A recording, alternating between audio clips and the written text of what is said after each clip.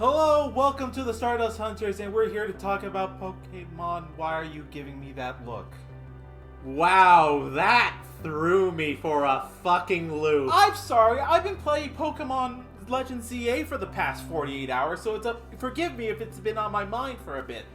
Yeah, okay, so I don't know anyone who's listening to this knows about our old podcast channel, but God, that threw me back for a loop, because we would talk non-stop about Pokemon. Spoiler alert, there may be a upcoming project in the future. Yeah, that's going to be a But thing. let me do the actual intro. Hello, welcome to the Big Cat Aethercast. I am Ray. I am Leo, and we're here to actually talk about Final Fantasy XIV. and the post-Endwalker story mode, as well as Atara's Grand Endeavor. Yes, so we finally got to go through the patch quests, patch 6.1 to 6.55, or as I like to call it, the mini adventure, or like the mini expansion before the next expansion. Also known as Warrior of Light's Bizarre Adventure. Pretty much, because, oh boy, we got enemy stands that turn into allies. We have enemy stands who turn into allies. We have jumping dimensions. We have goth girls jumping between worlds.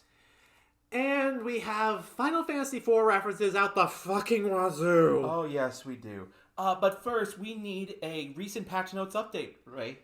Oh yeah, well, if you follow my channel, you know that I posted the latest Hildibrand episode. What is that clip? What is that title card? Title card. What is that title card? Oh yeah, you haven't seen it yet, and I'm not letting you watch it until you go through it your fucking self. Right. But it is. Look, I'm going to say this right now. This Hildibrand series is not as batshit insane as the Endwalker one. Not as batshit insane. It is still batshit insane, don't get me wrong. It is still ridiculous beyond all measures, but it is coated in a fine veneer of film noir.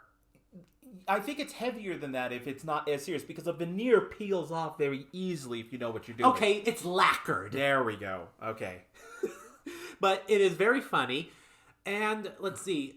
Other things that have happened are the Yakui Crafters questline. I have barely started doing that. I've been kind of preoccupied with Legends ZA to actually play Final Fantasy XIV. Yeah. I had also started Animal Crossing all over, New Horizons all over again, because my old save file got deleted, and I was supposed to be working on that too.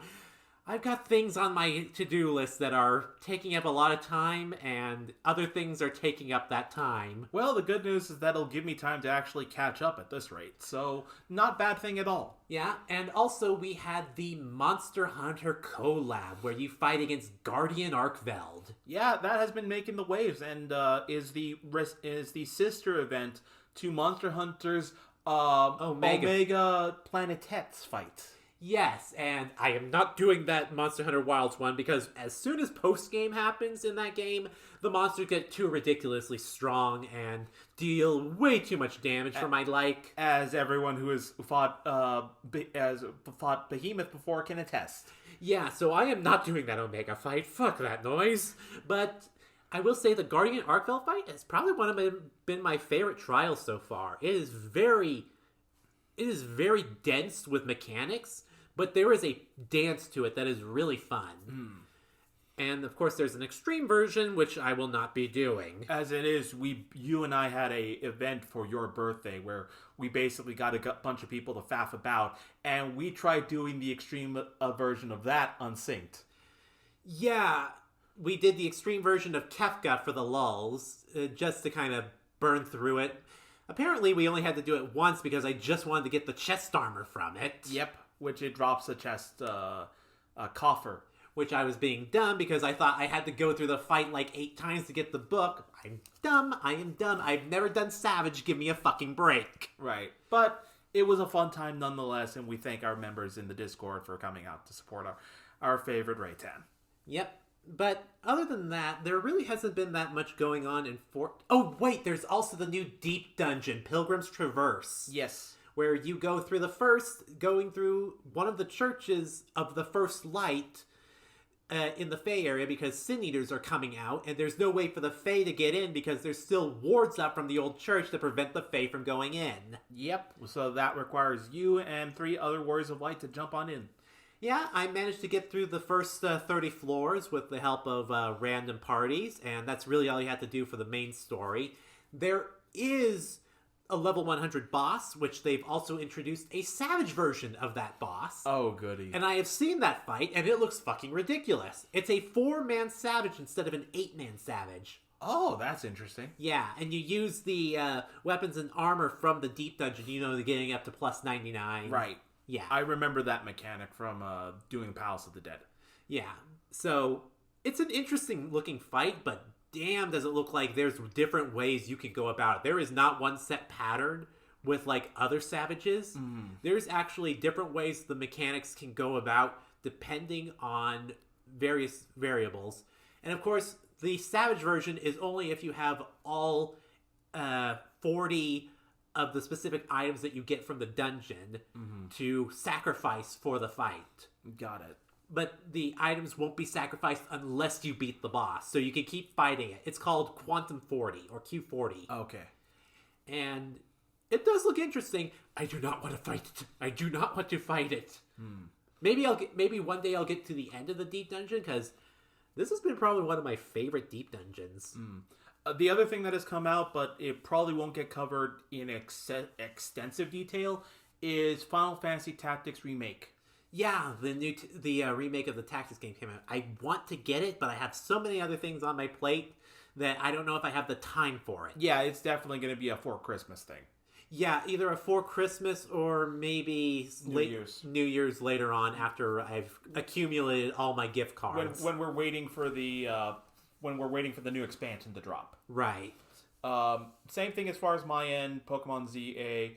I have started reaching endgame for Final Fantasy XIV, which is glamour planning. Oh yeah, that is a thing. Yeah, so I have been paying a little bit more attention to my glamours, which will go into a bit more detail, because I'm going to, if I end up going through it, because I've realized how extensive it can get, it does take a lot. Really, we do need, but when we get the next expansion, we really are going to need 30 glamour plates, because there's just no way in hell. With the amount of jobs that keep coming with every expansion, we are in desperate need of more glamour plates. Yep. Because I am constantly shifting plates left and right. There are so many glamours I've had that I've had to sacrifice for new ones. Yep. And it's getting frustrating. Let's see. There have been updates coming out for Mobile 14, although I don't think it's reached stateside yet. Yeah, it's still, I believe, a Chinese thing, so...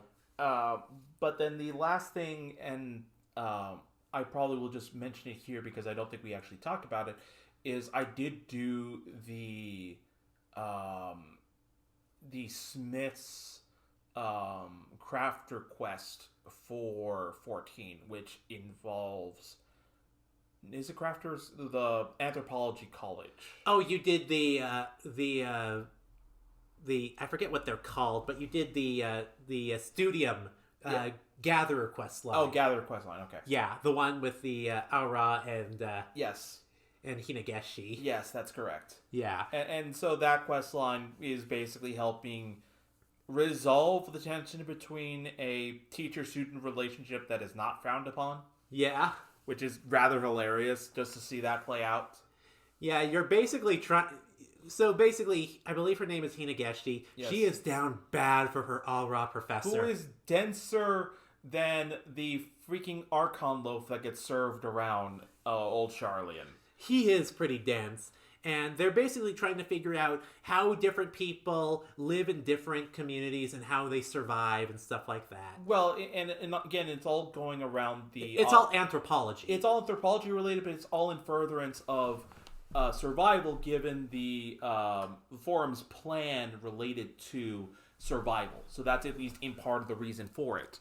And eventually they go ahead and Hinageshi's desire for the professor, let's just say, deepens, and it takes him a while to realize, oh, she's actually serious about me. Yeah. Misunderstanding her cruise, where Hinageshi says she has to go away because her family arranges a suitor, which slaps the professor awake and realizes he needs to make amends, only for Hinageshi to explain it's a suitor for her parents' business, and she's just acting as a broker. Which is very funny, and then... But it does prompt them to prop the question, and literally they get engaged and appear in wedding gown attire right in front of the freaking studio. Which is ridiculous. It is. If you've ever gone to a... Final Fantasy XIV wedding? Yeah, which I have, actually. Nice. It is very similar. I know those events are actually quite charming if you get enough people to attend. Yeah. I was actually invited to 2 weddings. I could not make the second one because I was helping you out. You should have told me. I would have let you go. Nah, it's fine. But the funny thing about it is that there is a quest in the Tataru's Grand Endeavor where because I did the Anthropology Gathering quest line, she actually makes a reference to the fact that we resolved her problems. Yeah, there was actually a whole segment where it involved the Studium role quests that's what it's called, the role quests for the Crafters and Gatherers. And if you've done them, they actually chime off on it, about it. Which, now that I've done them, and I might actually re-roll through Tataru's Grand Adventure on New Game Plus and see how they all react. Yeah, I could just skip forward to when that happens. But we should actually talk about Tataru's Grand Endeavor, since that's actually the first thing we want to talk about before we get into the patch quests, into the MSQ. Yes. Okay. So Tataru's Grand Endeavor is a side content story which serves as a capstone to all the Alliance raids from the previous expansion, specifically Heaven's Ward, Stormblood, and Shadowbringers. Specifically, the Shadow over Mach, the Alliance raid for Heaven's Ward, the the Four Lords trial series for Stormblood, and the Shadows of Werlit, the Sorrow of Werlit for Shadowbringer. Thank you. Yes. So basically, as we last left off, the Taru was beginning her own mercantile empire in Sharlayan since the Scions of the Seventh Dawn have disbanded, and in doing so, she wants us to go. She has samples of various clothing, armors, and gears to distribute to the city-states. So she has us, being the Warriors of Light, go out and do the distribution to 3 of the original 3 city-states. The original 3 city-states. So we go talk to Rigurd in Sigurd in Limsa Lominsa. We talk to Arun Senna in Gridania, and then we talk to Pip and Tarupin in Ul'dah. Right, and each of them have their own comments about the state of the world post Endwalker, Pippin mentions, hey, by the way, while we were digging around stuff in some of the old Gladiator offices, I found this very specific sapphire, and I know this sapphire belonged to Tataru's family, and basically recaps that Tataru basically was a apprentice gemsmith back in the day, which is how she ended up meeting Minfilia. Right, and that he knows that it would mean a lot to give the sapphire back to Tataru and entrust that to us. Which we return to Old Sharlayan, and one of the people from Rei'tan that helped us that we helped in Garlemald is working for Tataru now, and she wants to repair the necklace because it's a very broken up and tattered necklace. Yes, only the sapphire really survived, but they would like to reconstruct the necklace for Tataru and make it as a gift for all the good that she's done. Yes, and so with the following quests that happen, we begin gathering materials for said necklace. We start off with helping out a bunch of Skype. Well, first off, we end up helping Imanalane in Ishgard. Because we come back. Basically, the framing device for all these endeavors is Tataru gets us samples to give out to the various leaders of city-states, which brings us to Imanalane, who wants us to give to one of the house of the Rose Lady that he keeps simping over, as well as the Red Bills. Yes. which the Red Bills and the Rose Lady Knights are both after a group of sky pirates called The Cockatoos. the Cockatoos, who basically have been pillaging various parts. Specifically, they were stealing airship parts for the leader of the Red Bills. Yes, Leofard's sky skimmer, which was named after his adopted mother, who he has been trying to rebuild. And so we start hunting down the Cockatoos by learning that they're held out in Idleshire, and we start gathering info, and then we disguise ourselves As a merchant. As a merchant using Tataru's gifts, and we kind of lure out the Cockatoos. And it turns out that they're being backed by Radlia. By Radlia of the Talons. Of the Talons, which is, of course, Leofard's old flame / rival. Of course, Leofard and the Warrior of Light revealing themselves as their true identities makes the Cockatiels give up right away, and they start heading for the hills, while Radlia is forced to go ahead and inadvertently gives up the location of the parts, and thus allowing Leofard's crew to go recover them. Which is pretty funny, and there is so much sexual tension between them. Yep, it is absolutely hilarious. But it does... Part of me is wanting to say, I'd say you two should just go fuck one another, but I think that's already happened, and this is just the toxic aftermath of that relationship. Yes, it absolutely 100% is. This is dealing with your ex that you cannot stand every day because you're in the same office. You cannot stand, but you're in the same line of work. Yeah. And one definitely does better than the other. Yeah. But Leofard also, in addition to recovering his parts, also calls out his adopted grandfather, who is the painter in Ishgard, if you've ever run into him. Who is a famous painter in Ishgard, and he basically not only is he grateful for us helping out Leofard, but he also came to go ahead and do some more paintings. Yes. And basically rehashes the backstory of Leofard being adopted into noble heritage, and even though he is technically a what is it? There's a specific term they use for bastard kids, cobblestone or something like that. I don't remember exactly because it was Horshafont's surname.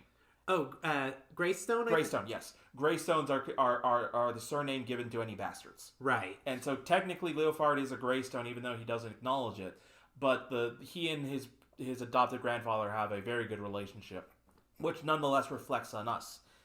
Bottom line, because we helped out Leofard recover his airship parts, he agrees to help us find something to help with Tataru's necklace, and gives us a piece of Maki corded leather. Maki leather, which will never break. Yes, so which is the perfect strap for the necklace. And with that, we return to Charlian for our next package, which means going to see Hancock. Yes, apparently Hancock is going through a bit, wants to engage more in the textile industry, but the residents of Kugane do not trust anything less than silk. And so he is actually trying to get Tataru's help to basically engage, since she has contacts in Fafnir, to start selling Fafnir and Uldan silk products in coordination with the East Solinar Trading Company, which Tataru agrees to, provided she goes over all the terms from tip to tail. Oh, she is reading through the fine print with a double strength magnifying lens. Yes. Because I do not trust Hancock as far as I can spit at him. That said, Hancock actually calls us out for a separate reason, as apparently mutual acquaintances of ours require our assistance. Specifically the Four Lords and Soroban.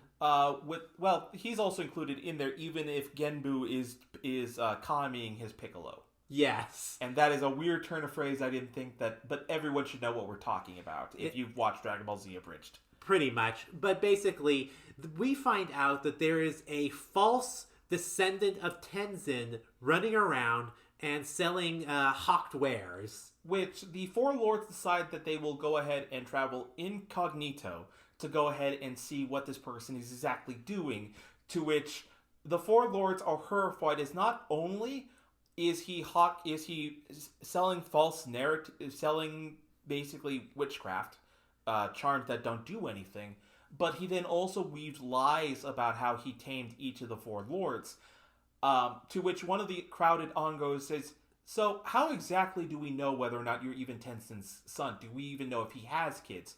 And by this point, Seiryu and Byakko are both pissed off with Tenzin. I should also mention that they've disguised themselves in animal costumes, Yes. which is fucking hilarious.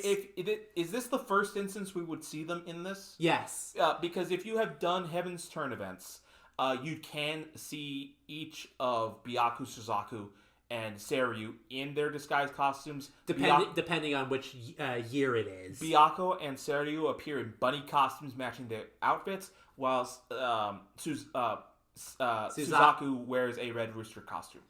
Anyway, Byakko is pissed because he is being depicted as a little baby Curl rather than a Hrothgar like everyone else. Yes. Seiryu is pissed because of the general indignity of the matter.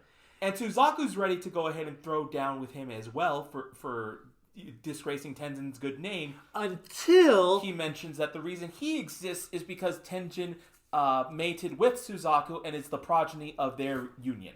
And instead of getting extremely mad, Suzaku is like, wait, let him cook. Let him cook.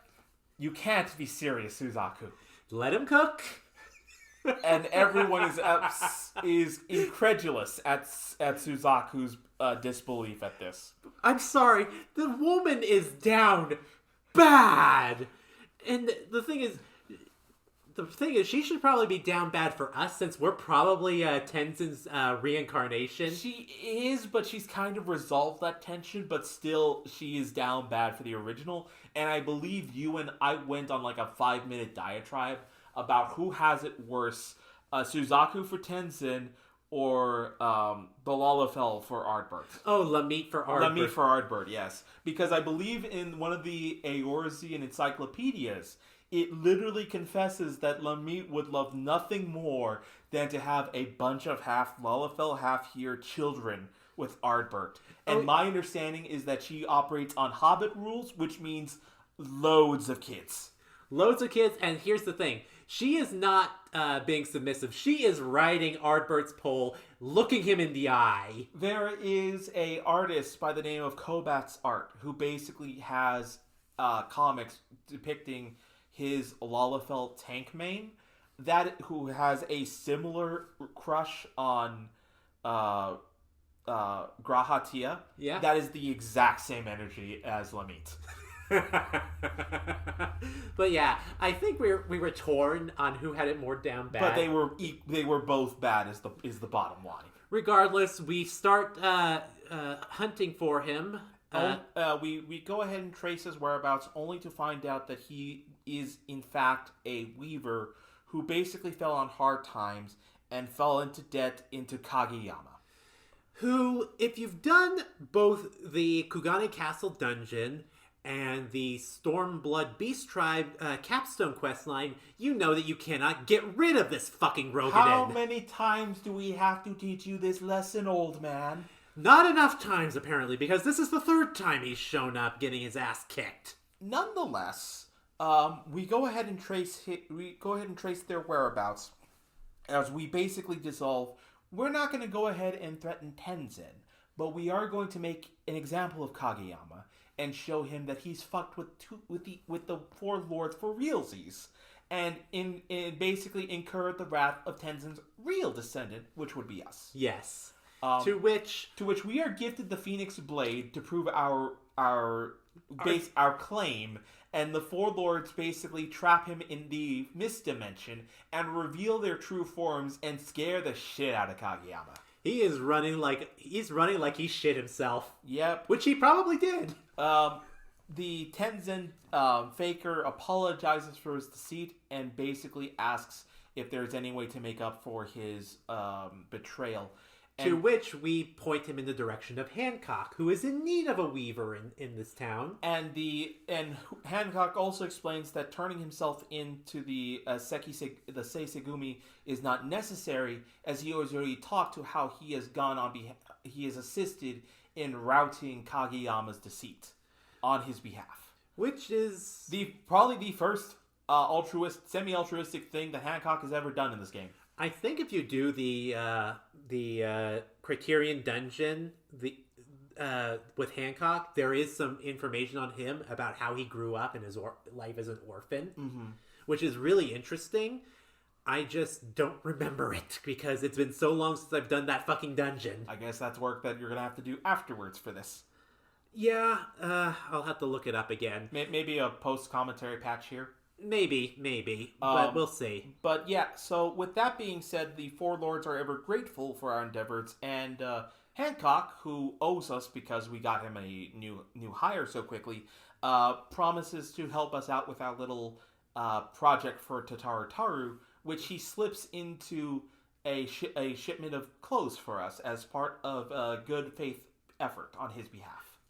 And the item in question is a bunch of black pearls from the Ruby Sea, which are highly prized and valued. And the clothes themselves is the fashionable set with the arm sleeve tattoo, which looks great on every other race that doesn't have patterns. Yes. Sadly, you have to disable your patterns if you want to make this work as a Hrothgar. Yeah, which pisses me the fuck off. Mm-hmm. There are so many good outfits that have, like, tattoos on them, but they never work on a Hrothgar. They always look bad. I hate it. I wish there was a way for me to disable the tattoos on these things. I'm pretty sure hopefully there are mods for it, I'm betting, yes. But there's also mods that would make your Hrothgar patterns look a lot better, but this is a problem for a very specific subset of Final Fantasy XIV players, and I am probably in, like, the 1% of the 1% of people that actually give a fucking rat's ass. Yeah. But at least we have hats now. Yes, we have hats now. Not all of them, but we have a lot more than we used to. Sadly, they all look awful on me with my hairstyle. That has to do with your hairstyle, though. That has to do with my hairstyle, yes. But fuck me, because Hrothgar heads are very oval-shaped if you look at them from above. And that makes certain hats just look stretched out in the wrong way. Weird. I thought your head from above looked like a Jigglypuff. Shut up. Oh boy. But that brings us. That's two of three or 2 or 3 areas we've gone back to, and so thus we go to the third, which is revisiting the Sorrows of Warlit. Yes, we are giving some stuff to Gaius, who is again running the Warlit as sort of a temporary governor while things are getting settled. And we find out the G-Savior Mark II has been stolen. Yes, someone actually conned the little kids that were part of Valence's, I don't want to say what it is because Project. Valence's project, and connive them, showing them where the G-Savior is. He sneaks in and absconds with it. Yeah, they basically say that it looks like Valens, but wearing an eye mask. Which is impossible because we know that the guy popped like a grape. Yes. So nonetheless, all parties are concerned. We take the G-Savior Mark I and fly after him. To which we get hailed by none other than Nero Toscalva, who is telling us that, hey, by the way, I figured this was happening, so I ordered some anti-G weapons onto your craft for you. You're bloody welcome. Yes, I am much better than Sid. Praise me for it.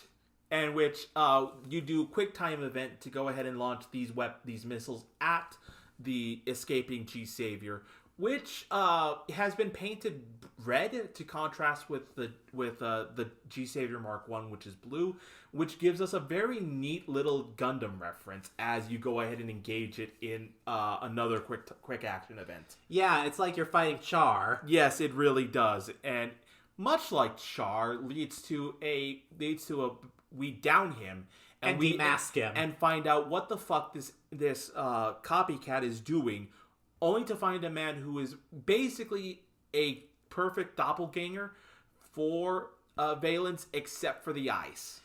Basically, this guy was an avid, fervent follower of Valence to the point where he rearranged his face medically to become his doppelganger and like shadow to protect Valens against like assassination or shit. And he wanted to take the G Savior to go ahead and try and rally rebellion again from Garlemald using the G Savior to do so. To basically bring back the Empire, even though it looks like the Garleans are slowly starting to turn towards more of a republic. Yes. And Gaius is like, okay, we can't have this running around nonsense. Pistol whips him over the head. Yeah. And knocks him out and says, okay, I'm going to take this guy in. Let's get these ships back home. Yes, to which we do.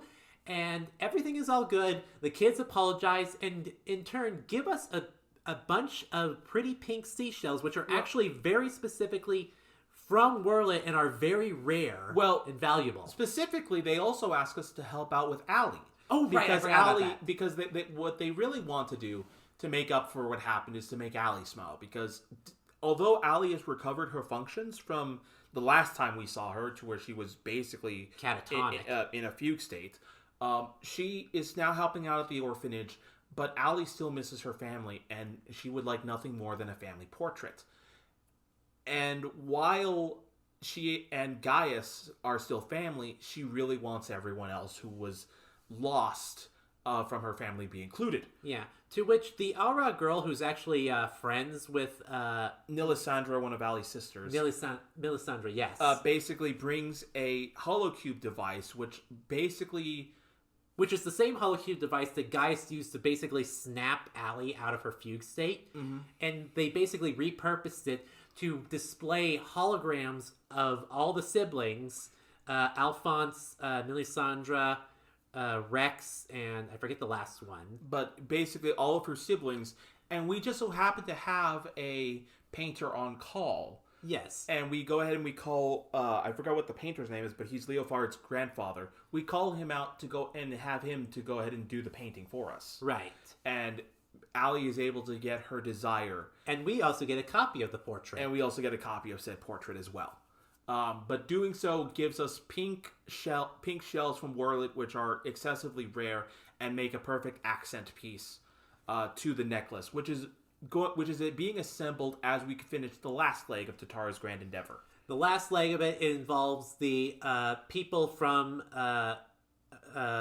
Thavnair who were working under Tataru after they had been trying to escape to the moon but ended up in Old Sharlayan, and they're starting to feel like they're losing connections with their way of life in Thavnair, and so they travel back. At first, they try to go ahead and do a project in Old Sharlayan by trying to market a single-use uniform to the Studium, but find that each of the different colleges have their own needs, and some of them don't even care about uniforms.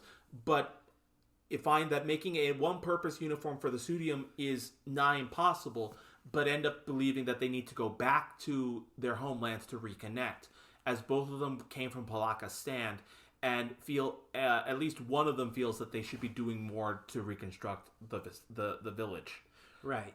We go back with them as Tataru wants to go ahead and set up an outpost in Palaka Stand, and in doing so, not only do they believe that they need to reconnect with their faith, but also believe that they can do so by selling religious artifacts made from Palaka Stand to give to Thavnairi refugees in like Sharlayan and other places, because after the events of the final days, a lot of people from Thavnair got swept across the world, pretty much. Basically fleeing to wherever they could find shelter, and in doing so, either found better opportunities for themselves or couldn't make their way back home because of obligations wherever they were at. And so there is very much a need for a sense of community wherever they were.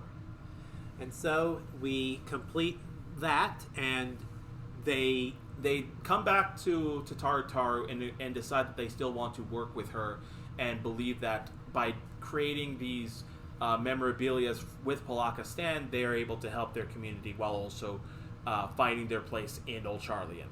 And so, the last thing we do, however, before we present the necklace to Taru, is inscribe a symbol of Null Thal into the back of the pendant.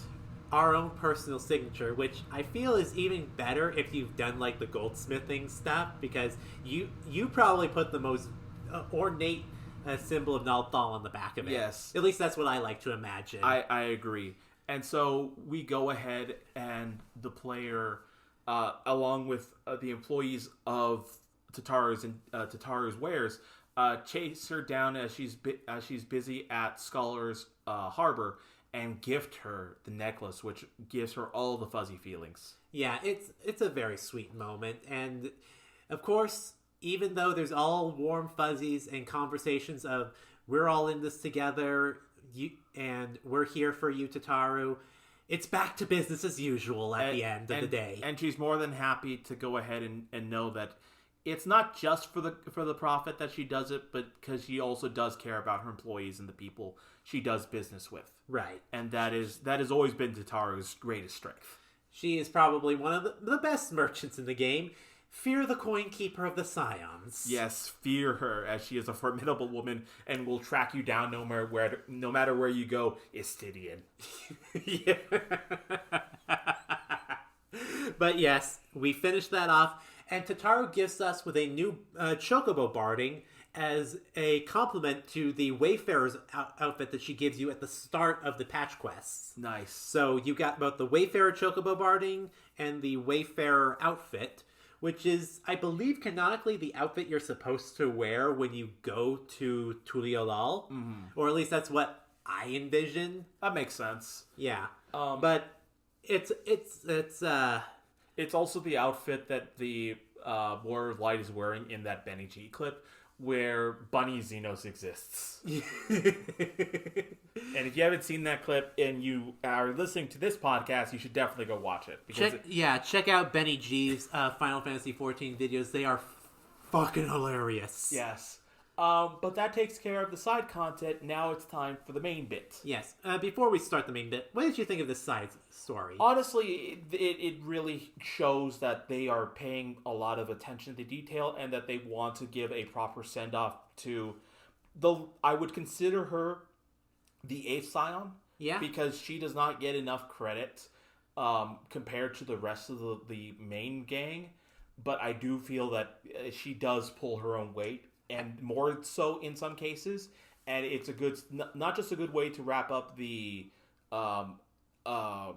alliance raids for having done those, but also goes ahead and gives you just a little bit more about everyone's favorite coin keeper. Yeah, I kind of felt like it was very good. It was very fun.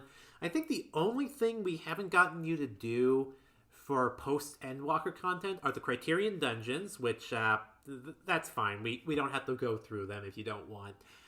And the Island Sanctuary, which is another Tataru-based endeavor. So I'm told to do the Island Sanctuary by a friend of ours solely because of the people that we meet there, but also just because it would be a good time sink.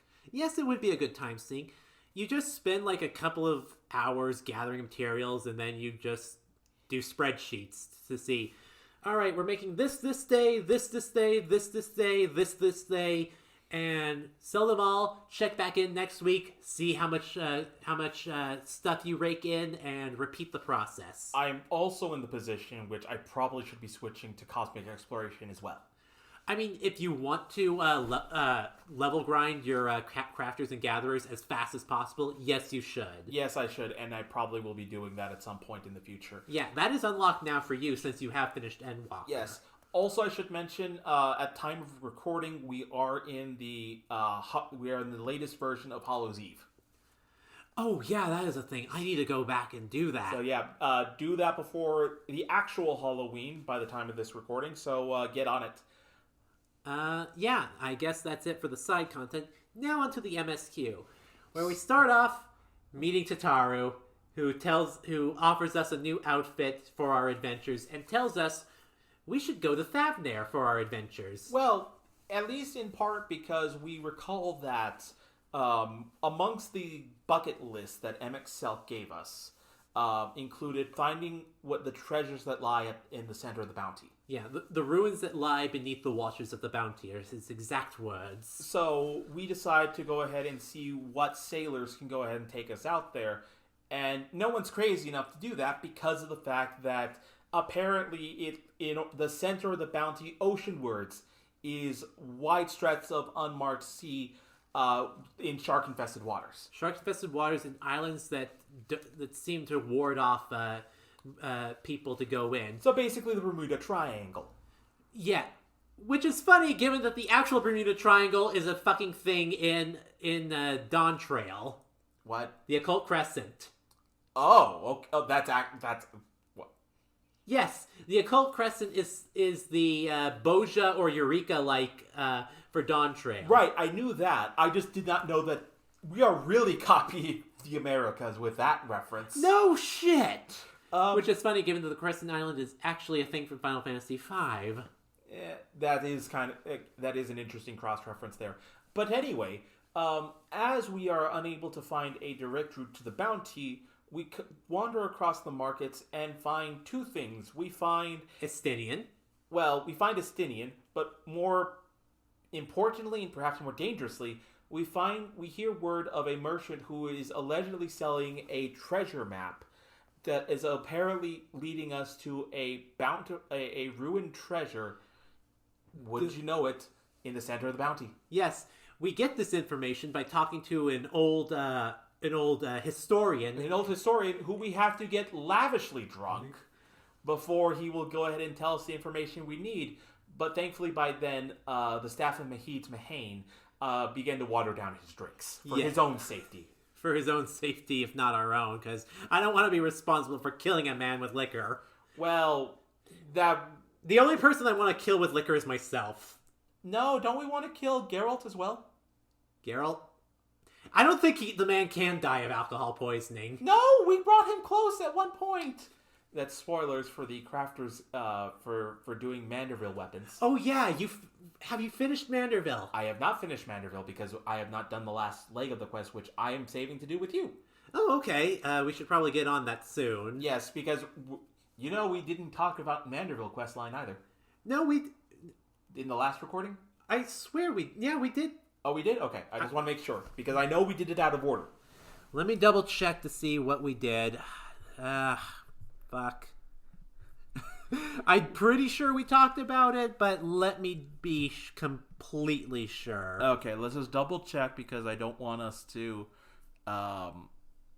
Content, Big Cat, Aetherite, Endwalker, yeah, Mythwalker, Pandemonium. And then Endwalker, yeah. Oh, we did not talk about Hildibrand. Yes, and Hildibrand is... How do you want to do this? Okay, side jump, we're hopping back to Hildibrand. Okay, so we decide that as part of... Actually, we can't talk about Hildibrand. We have to do Endwalker MSQ first. Right, because certain events have to happen. Right. So, continuing on from our earlier thing, but we swear this will get into Hildibrand. Yes. We go ahead and we do decide to join Estinian, who buys a ridiculously expensive treasure map to the bounty, and go ahead and make plans to excavate ourselves out there by calling upon the aid of Grahatia as well as Y'shtola, both of whom are back in Charlian. We go talk to Grahatia in the Baldesian Annex, who goes ahead and agrees after Tataru says that she's going to go ahead and take care of some busy work for the students of Baldesson. Yeah. And go find Y'shtola taking a nice little cat nap inside the library. Which is fucking adorable because the second she sees this when she wakes up, she freaks out, knocks the book over behind her, and lands on her head. And then says, "Tell me you didn't see that." We did, and it's going to become a core memory. Yep. Nonetheless, we explain the situation to both Grahati and Y'shtola, and they both agree to join us searching the bounty with Estinian. She also suggests we bring along Urian J because he is currently helping the Loporits with their treasure dungeon bullshit. Yes. Which, if you've done treasure dungeons, you will know what I'm talking about. Oh, goody. You've never used maps really much. I did go on a map spree during the Mod Tome event 2 cycles ago. Okay. So I have done it, but I've only seen the one that is related to the bounty. I have not seen the ones related to the Loporrits. Okay, yeah. I forget what they're called.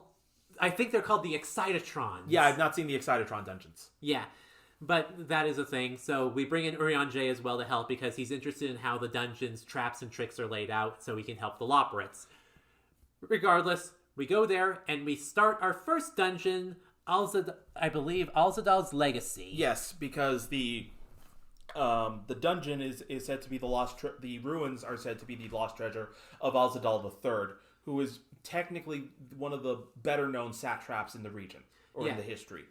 Going through the area, we find that it is basically guarded by a bunch of automatons, and at the end there is a giant golden vessel sealed in silks, and like we're all wondering what the fuck is this, only for none other than Varshan/Vitra to pop in saying, "Please tell me you didn't invade this dungeon for treasure." It's like, you knew about the treasure dungeon and didn't tell us? To which Varshan goes ahead and explains that, if you recall the history lesson, Vitra made a deal with the satrap's family to go ahead and basically act as his ruling face while Vitra took care of while Vitra actually did the ruling. So technically, all of this is Vitra's treasure hoard. Which he explains is not just his treasure hoard, but also contains a massive void gate, as he explains that he and his sister Ajdaya, after they were separated from their brood, basically were during the Dragon Song War and the conflict that raged on. Well, no. Basically, Ajdaya and Vitra lived together as brother and sister, or probably closer to almost lovers, because that's how dragons work. Regardless, they lived together on Thavnir until the War of the Alags came on, and they were sending out Void Scent to attack Mericidia, to which Tiamat and Bahamut called out for help, and both Vritra and Ajdaya came to help. Ajdaya thought to attack the Void Scent at the source. Void Scent at the source, and so went through the enormous void gate that Zande had created and disappeared behind it. Leaving her trapped on the 13th. Vitra had tried to go after her, but was overwhelmed by the number of Void Scent, and being younger than he is presently, was forced to retreat. Yeah, basically the little void gate that he had managed to find in Thavnir was only small enough for a simulacrum like Varshan to go through. But even then, the amount of Void Scent that would swarm him basically makes any kind of expedition impossible. And trying to go ahead and enter basically a place where it's nothing but dark. I forgot what the name of this. Void Scent. Dark Aether is basically just asking for you to become corrupted. Yeah, that's thing. The other problem. Which prompts a little test from Y'shtola, who needs to summon two familiars of her own, but she doesn't have a Porksy like Alice, and instead she summons Nixies, little water sprites, which are familiar if you did Matoya's Relic, which is basically the smaller version of that water boss. But the way that she summons them is fucking adorable. Water, froth and foam. Because she was a little girl when she first created the incantation, and she decided to be as extra and Sentai as possible. She was a little magical girl back then. That is so fucking adorable. And Estidian is horrified to wondering whether or not Y'shtola is possessed. And so we are holding that over her head for the rest of our lives. To which I don't remember what the exact comment I chose for that interaction was, but I know it set Y'shtola off because it temporarily played boss music. Yeah. Nevertheless, Y'shtola... Oh no. The boss music plays when we at first arrived, and Varshan's saying, "Please don't tell me you're here to invade, to pillage this dungeon." And we says, "I wasn't going to, but Y'shtola..." Oh, yes, that's right. I threw Y'shtola under the bus, and then she wanted to go ahead and throttle me and says, "We'll talk later." Yeah. That's right. Yeah, we basically dug our own grave. We're digging our own grave with the woman constantly in this expansion. She is getting bullied. She can attempt to bury us, but she also knows we're the only ones who can get her to see her husband. Yeah. So we have that going for us. We can survive. And I just don't know if all her limbs will be intact. That much is true, but we survived Xenos, and Xenos wanted all of us. So, yeah, I think we'll be fine. Nonetheless, Y'shtola summons two familiars, gives the warding crest to one of them, and sends them both off into the void for a set amount of time, and then draws them back out to see how toxic the ether in that area is with and without the warding scale. The warding scale works, however, it seems to be suffering from degradation as a result of being in the void, to which she calls upon Sid and Nero to create something of a protective barrier over the warding scale that would prevent the degradation. And the two of them are frothing at the bit to go ahead and get to work again. I should also mention that delving into the Void Gate, if you have done the Warring Triad and the patch content for the capstone quests for the Shadowbringers role quests, you get extra dialogue, which also comments about Nero being being soaked with dark ether at one point as well. Well, yeah, because the Crystal Towers became mandatory at this point, so Nero becoming purple was canon. Yes. So yeah, so you get references to Silva, Unakalhai, Nero, all sorts of stuff. So a lot of building blocks that were laid in the past are becoming very prevalent now, which is making me wonder how much of this stuff is going to actually come back in the future, given that a lot of the extra dialogue you get was completely optional. Which I think, given by some of the things that have been hinted, at least from what little bits about post-Dawn Trail that I know, quite possible. Yeah. But anyway, we're basically... Y'shtola theorizes that if we want to go ahead and have if two things happen. Number one, we're going to have to find a way to control the Void Gate if we're going to go ahead and allow it to be, because right now only familiars can get in. None of the former scions are able to do anything with it. Yeah, it is too small to go through. So they have to find a way to make it bigger. And then on top of that, they have to reinforce the warding scales to go ahead and make it happen. So while Sid and Nero are doing their thing, we go back to Sharlayan and appease the Forum with the help of Kryl and Graha to allow us to access some of the restricted archives. Because there may be something in there that we may be able to use to be able to control the Void Gate. Specifically, a alchemist's textbook from Thavnir that was part of Vritra's first attempt to go through. Oh yes, because apparently apparently a bunch of Hanish alchemists had made a homunculus and sent it over. Yes, and apparently but never got word of it back. Because basically, Sharlayan's considered it forbidden knowledge and locked it away. So upon hearing this, we go seek Fortunal and the Montashane, Schoolmaster Montashane, for permission to be able to go research the Forbidden Tomes, to which they say, well, you're not using it for nefarious purposes, and we technically owe you for getting rid of the pandemonium that was beneath beneath Charlie, and so approved. Yeah, basically, Buzz, you saved us from the final days, and you've helped us with pandemonium.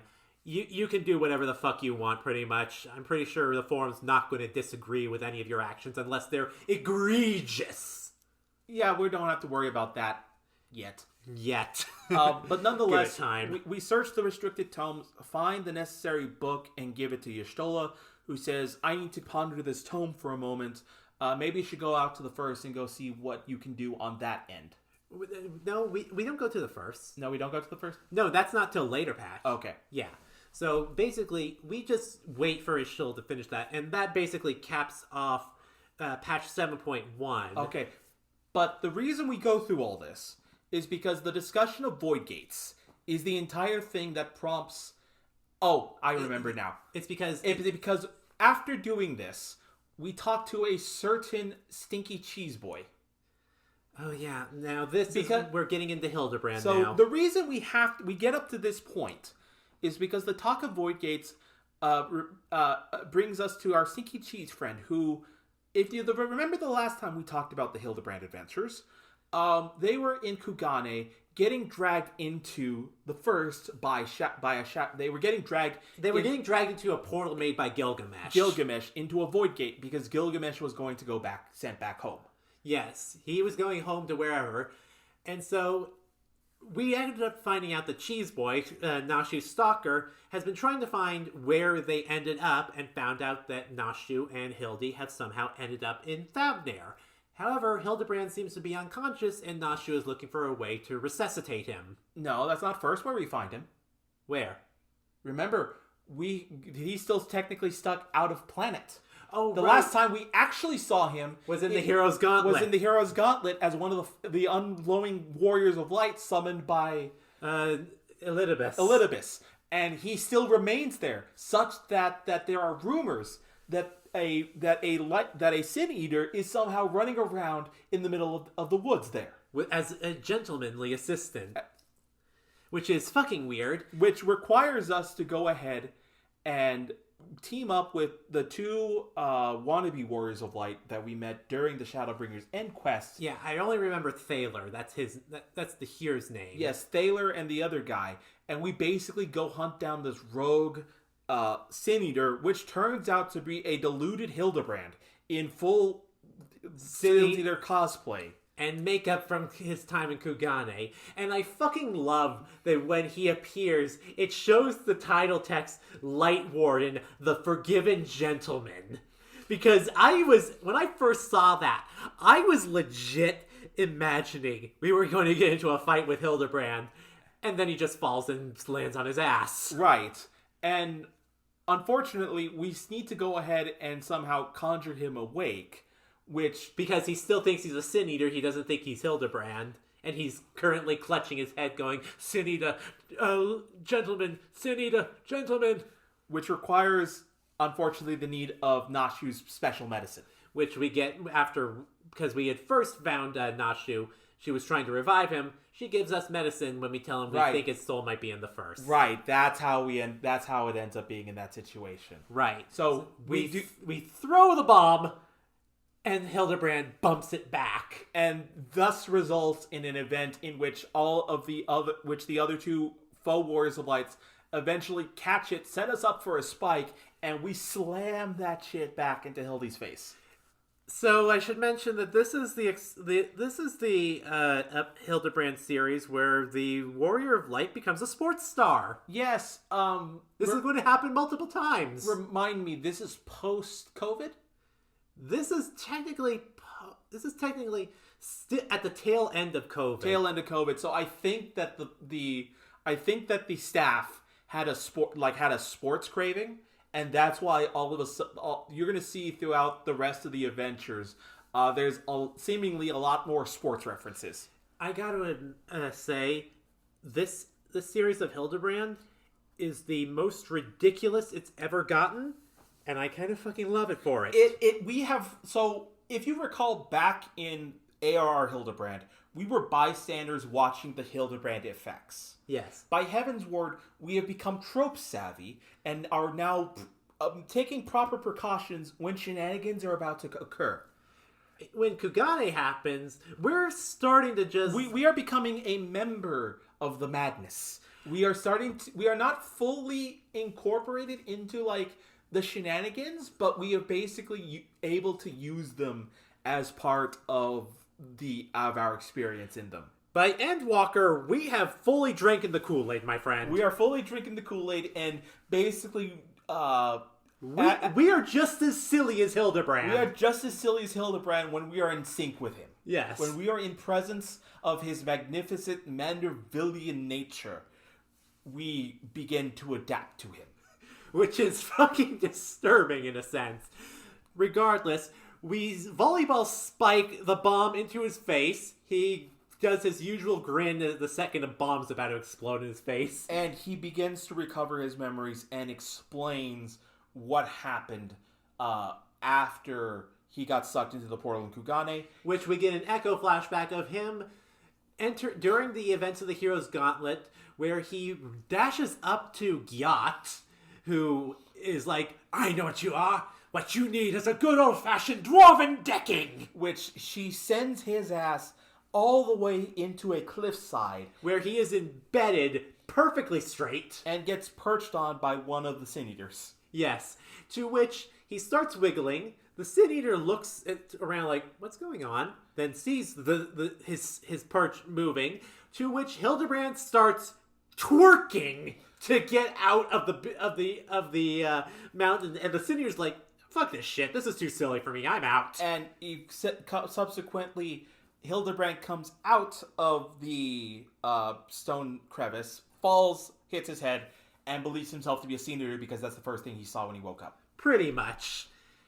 Oh boy, this is starting out. This is going to a running start. Nonetheless, we have recovered Hildibrand's soul in the first, and knowing that he is here and that we need to go ahead and soul trap him to bring him back into the source. We borrow Graha's soul crystal that we still have on us. And get the services of Beak Luke, who is flabbergasted that we are doing this. Because he's like, really? We got another one? We missed one?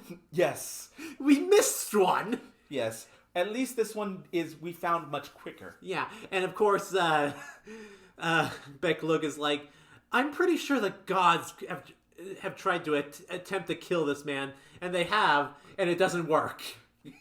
Technically, that is correct. Yeah, and we're like, if he somehow fails the soul transfer, this will be ungodly anticlimactic. Thankfully, the soul transfer does work. We are able to bring him back to the source, and we're able to put him back in his body. Not quite yet, because as soon as we come back to the first, we find out that his body has been stolen. And who do we find but our newest victim for the Hildibrand series? Lugae. Well, no. We don't find Lugae first. We find the newspaper reporter. Oh yeah, we find the reporter for the Thavnarian Truth. Yes. And I'm trying to remember what his name is because it was something. It's like why are you named this? He's probably like Leon or something. Leone. Delian. There we go. Delian, which is basically what I would imagine my fucking nobody names would be like. But Delian basically is like, so your friend has been abducted. There can only be one possible reason for this. By bunnies on the moon. What?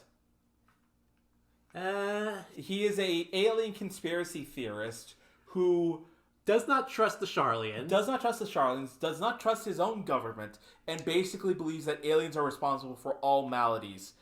And I love the line that we can give Nashu when she's starting to believe this. I think he's a few materia short of a full meld. Yes. But nonetheless, he does say that he did see whoever stole Hildibrand's body made their way towards the ocean. And thus, following the trail outward, we do find none other than Professor Lugae trying to make off with our friends. If you remember, Lugae was one of the bosses in the Tower of Babel, who is working with... We forgot to mention this guy, but he's the villain from the... He's a villain from 4. He's a villain from the previous Hildibrand series, who got transported with Hildy to Thavnair, because he's actually Thavnarian. And he's been pretending to be nice, but in fact he's the one who stole the body to try to sell to Lugae. Yes. And so Nashu ends up, as soon as Lugae sees us, he's like, oh shit, I don't want to deal with this, run! Yep. To which Nashu then pelts the soul crystal towards Hildibrand as Lugae is trying to abscond with him.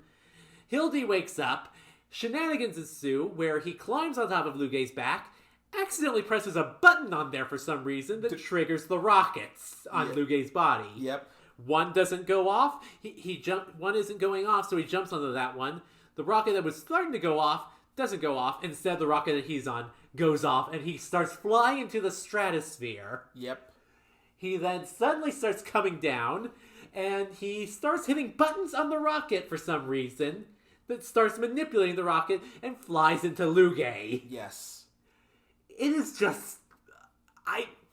I'm not doing this justice by explaining it. Yeah, no, it is absolutely madness. But the other problem that we see is that Hildibrand doesn't land. Well, he does land, and Lugae is taken by the Radiant hosts to be imprisoned. Hildibrand jumps out of the sand and says, "I am back, my faithful fans." To which he then gets abducted by aliens. Yes, an actual godforsaken, unidentified flying object. He gets abducted by aliens and gets sent off to God knows where. And that ends the first leg of the Hildibrand series for this segment. Yep. Oh boy, You're exhausted and we haven't even gotten into the meat and potatoes of this arc yet. Oh god.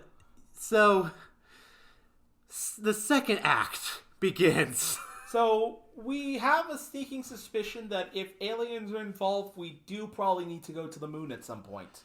We go to the moon to see if... We have to go through the Tower of Babel because we have Delvian still on our tail, as well as needing to take Nashu with us. And so we have to go ask the Garleans for special permission to use it, which they grant to us, but Delian is showing off more of his paranoia because he's now going deep state on us. Yes, because it's not a Garlean that's protecting the Tower of Babel. It's someone from the contingency. It's not even just from the contingency. It's actually from someone from... Dalmasca. Yeah. Which, if you remember doing the Evilise Alliance raids, we dealt with them. Yes. But anyway, Delian's trying to get in. We show up. He's like, you are the Warrior of Light. You have an all-access pass to this sort of shit. Let me go with you. The truth must be discovered. It's like, the Vieira Guard is like, just keep him on a short leash and there won't be any problems. To which we take Delian with us reluctantly. To the moon! To the moon, where he meets the Watcher and the Loporrits, and he is utterly flabbergasted. He has an existential crisis for the moment as we try to locate good old Hildibrand, and we find multiple of him buried on the moon. Yeah, so first off, we go through the Bestways burrows, and Delian is seeing all the marvels of the Loporrits and freaking out, thinking they're like aliens bent on taking over the world. He's fucking stupid. But we then find a number of Hildebrands buried in the moon dust, who all then start to synchronize the Manderville Mambo together. And all believe that they are one and the same Manderville. Yes. Could it be that we are all Hildebrands? I'm just remembering that one SpongeBob bit of, he's Squidward, you're Squidward, I'm Squidward, are there any other Squidwards we ought to know about? Meow. And then the real estate worker storms off in a huff. Yeah. But it basically reminded me of that, to which the alien spaceship shows up as they are synchronizing their dance and immediately nukes them out of existence. To which Hildibrand comes down from the spaceship along with the little blue alien. Which, by the way, the little blue alien is a reference to Final Fantasy VIII. Which is, as we are introduced by Hildibrand, Master Poo Poo. Yes. Whereas I remember a YouTuber who did them called Master Popo. Of course. And gave him the Popo voice from DBZA Abridged. Of course. Nonetheless, Hildibrand explains that Master Poo Poo is actually nothing but a good sort, but that he accidentally cloned Hildibrand, and thus resulting in the various clones that we saw fit before. Poo Poo can only speak in poo-poos. However, thanks to our Echo, we can understand him, and we explain to everyone why he's here. He is looking for his best friend, his long-lost friend, who was last seen in this area of space until his receiver went out.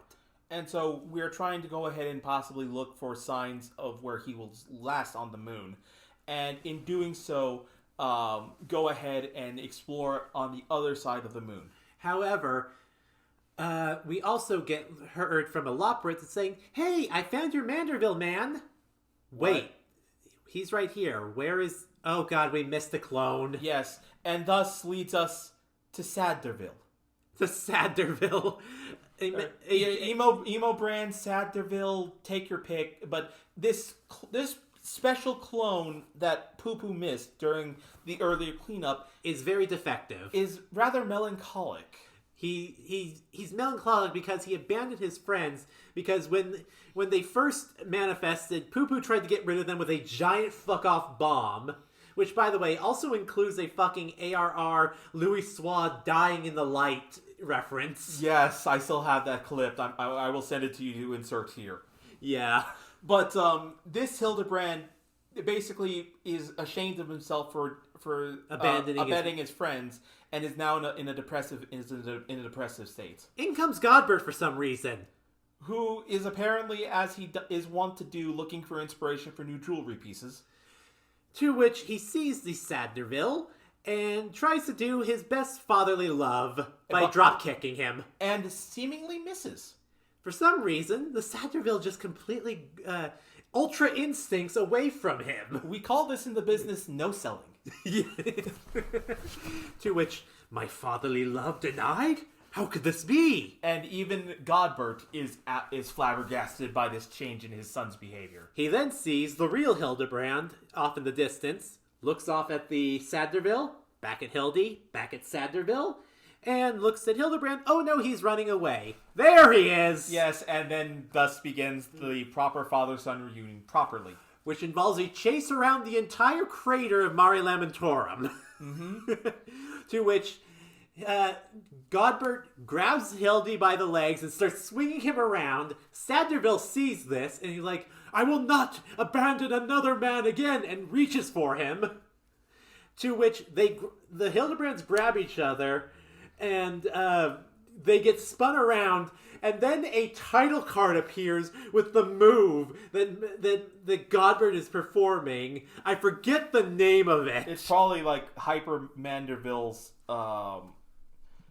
a giant swing or something like that. I forget what it's called. I wish there was a screenshot here for it. Yes. But it is fucking amazing. Both Hildies get sent flying into the asteroid belt that's circling the moon, get dinged around like a fucking pinball machine, land into the nose of the face on the moon, which triggers a reaction as the mouth opens up. A stage appears out of the air, and the Loporrits start doing their bunny time dance. Yeah, they do the lop hop, to which they dance. The lights fade. The Loporrits drop back down to the mouth closes, and Delian's like, what the fuck is going on? And then the Loporrit says, oh yeah, we had that set up for when we were going to invite people to the moon during the final days. I forgot we left that there. How long have those Loporrits been in there? Oh, don't worry, they got plenty of carrots in there for them. How long have they been in there? How long? And you do not get an answer to that question. But nonetheless, the confusion is cleared up. The Sadlerville resigns to his fate. Yes. To be returned to materia. And basically the conclusion is reached that Poo Poo's friend is no longer here and might be somewhere else. And so we bring Poo Poo back to Earth with us, to which Godbert also mentions that the reason he's on the moon is because he is looking for specific materials for a relic weapon series that is tied to this expansion. Yes, much to the chagrin of hardcore players when this was announced. In order to do the relic series for Endwalker, you had to have completed the entirety of the Manderville questline up until this point, and completing the Manderville questline was mandatory to unlock all stages of the relic weapons for Endwalker. And not only did you have to do that, it was instead of a hard grind that most people enjoy relic weapons for, it was tombstone based. It was tombstone based. 1,500 tombstones for every level of the weapon. Which is actually rather economical. It is rather... But it pissed off the hardcore community to no end, from what I remember from the Castle Super Beast recollection of it. Which, yeah, the hardcore fan base was pissed off. I did not care because it was probably one of the more fun relic grinds for me. They can go pound sand as far as I'm concerned.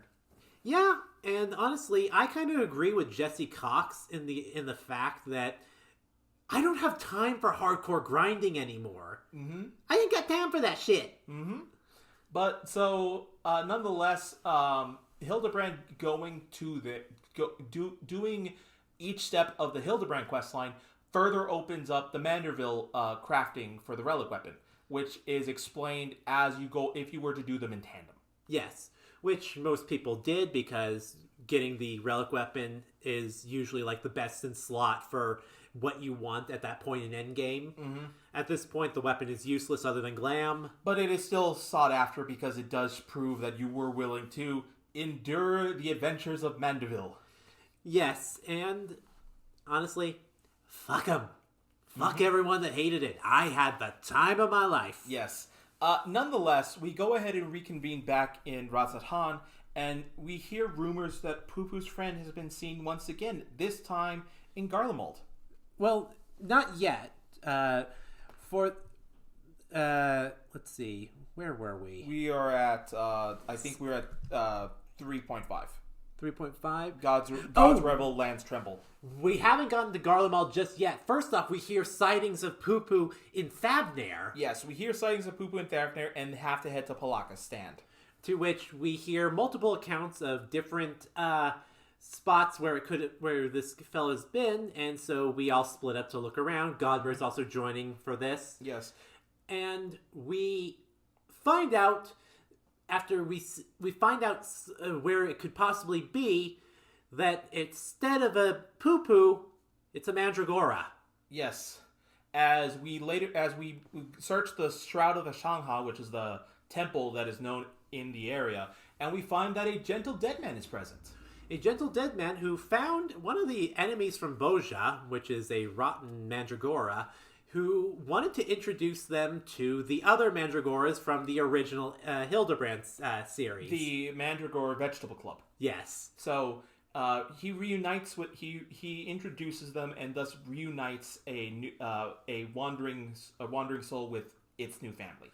Well, basically what happens is the Mandragoras are looking for one of their siblings because apparently it's vanished, and it turns out Poo-Poo accidentally abducted it. Ah. And so they reunite the Mandragoras. The gentle dead man pisses off as soon as he leaves, not before also mentioning that he relied on the Thavnarian times, which delights Delian to no end, that even the dead are listening to his stuff. You know, that's a point I didn't realize at the time. He is not fazed by fucking zombies. But heaven forbid you suggest that there's such a thing as a benevolent alien. Well, the thing is, he does point and go pog face at the sight of the undead, because the undead are a fucking thing in this world. Right. But regardless, he is delighted that someone actually likes his stuff. Mm-hmm. Regardless, Hildibrand, Delian actually starts mentioning that in order to properly investigate the disappearance of Poo-Poo's friend, we'd need an army of Mandervilles. Well, we just so happen to have such ability, and so Poo-Poo attempts to reclone Hildibrand again, except he only makes one because the machine basically just blows out because it couldn't do it anymore. And we meet this new Hildibrand, who is very polygonal.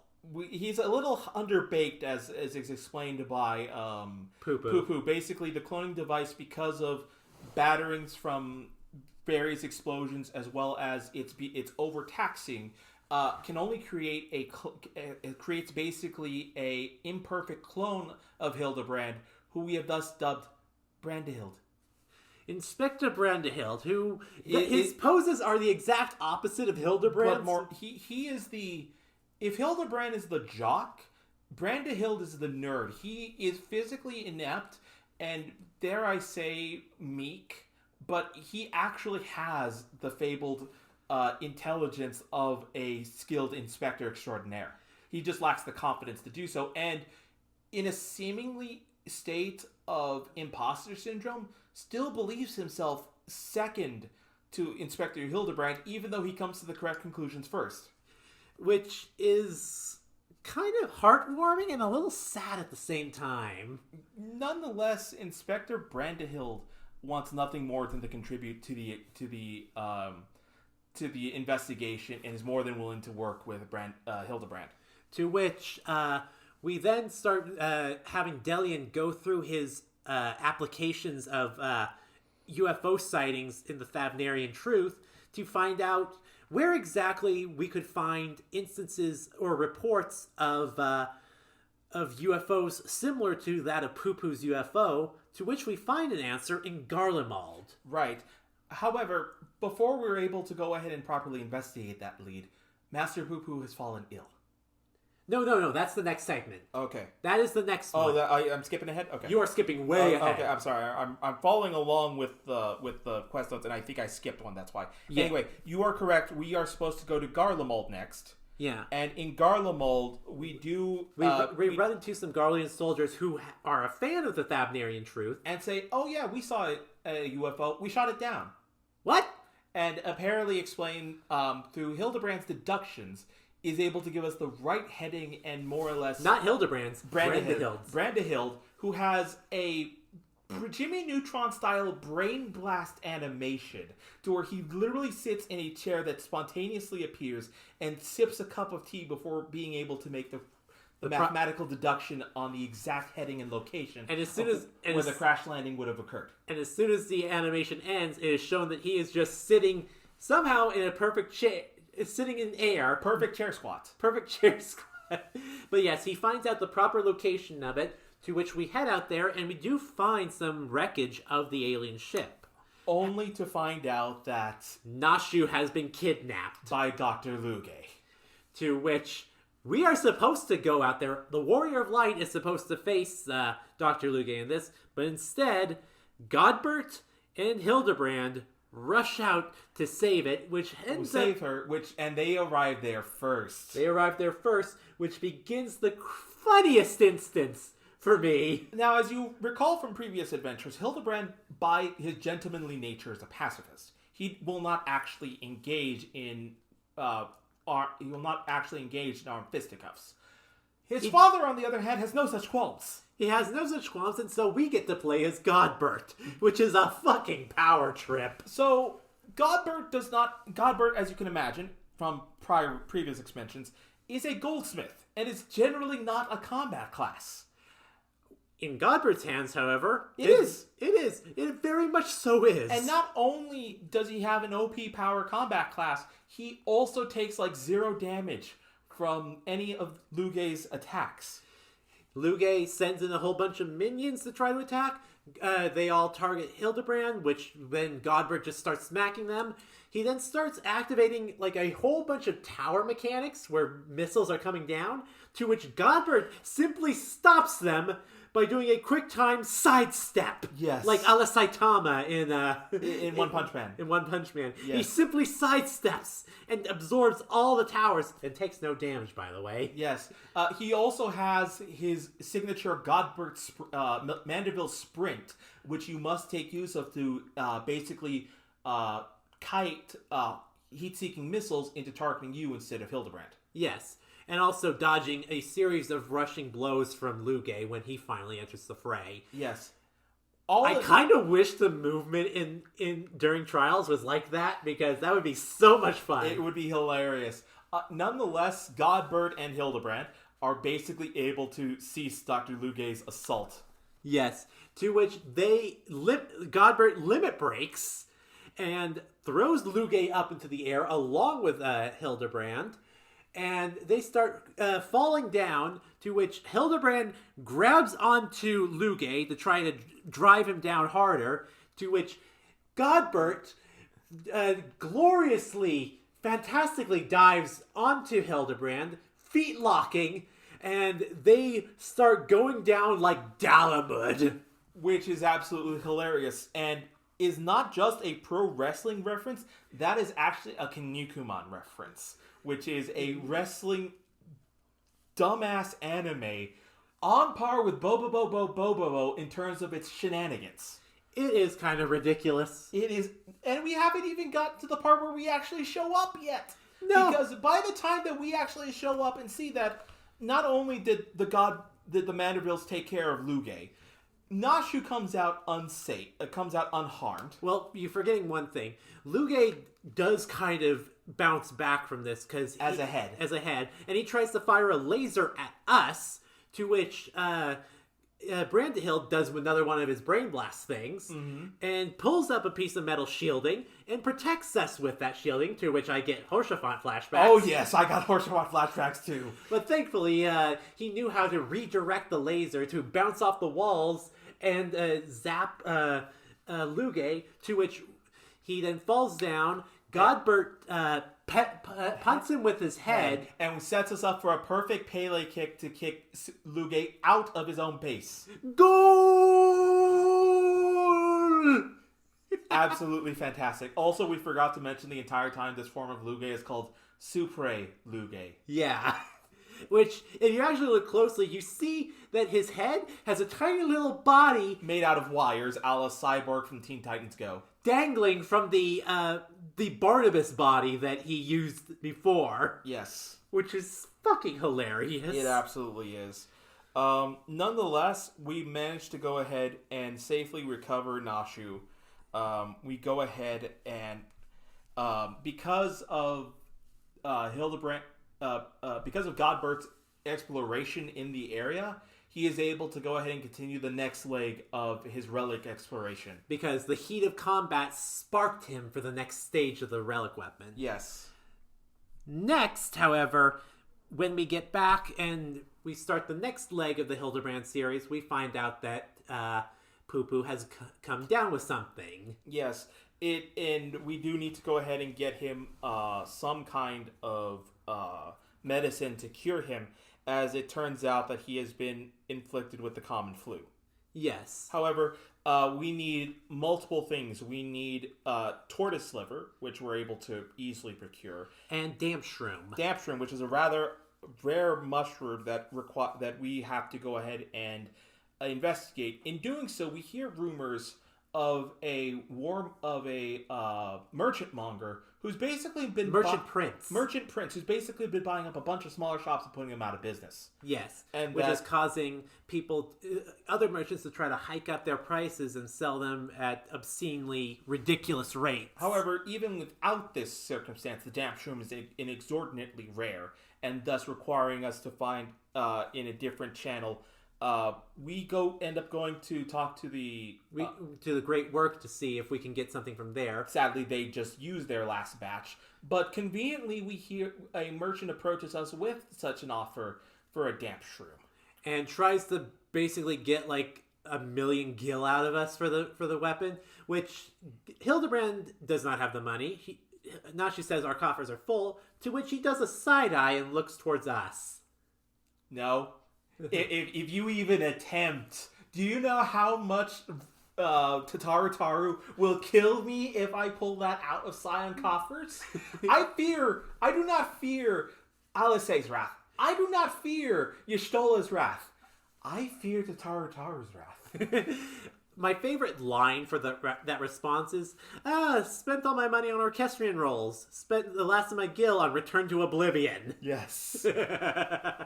But nonetheless, as we are negotiating, who happens to appear but the Radiant Host, who capture the man, and he then complains about the Merchant Prince, to which we learn about them. To which his name is Venuti, but and we also are told that damp shroom, it does exist, but it's actually practically worthless. So you can have the collection that the stock he had on him. To which we get the material, and we eventually return to revive Poo-Poo. Brandahild calls forth the UFO, and goes in, goes out. Poo-Poo is really fast at healing, apparently. Yes. Unfortunately, the problem now becomes that Luge pops up again. Luge returns. And this time, he brought reinforcements. Well, that's next. Oh, okay.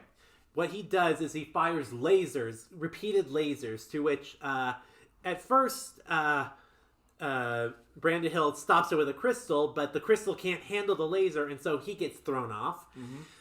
Luge fires off another laser, to which Hildibrand tries to block it with a. He does his own brain blast thing, which is more cartoony. Which is it's crayon drawings instead of scientific drawings.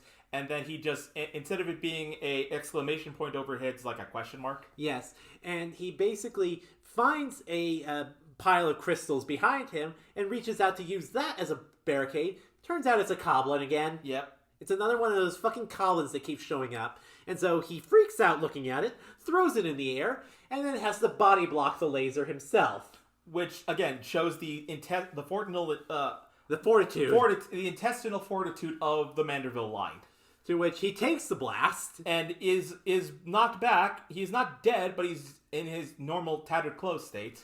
Yes, and Nashu actually grabs the goblin and starts bouncing it like a basketball. And then passes it over to us for us to take a 3-point shot. Not exactly. She tries to take the shot first. And fails. It bounces off his chin, to which we jump up, grab the ball, and slam it Michael Jordan style into the mouth of Luge. Yes. Who then explodes basically from the laser backlash and gets sent off flying.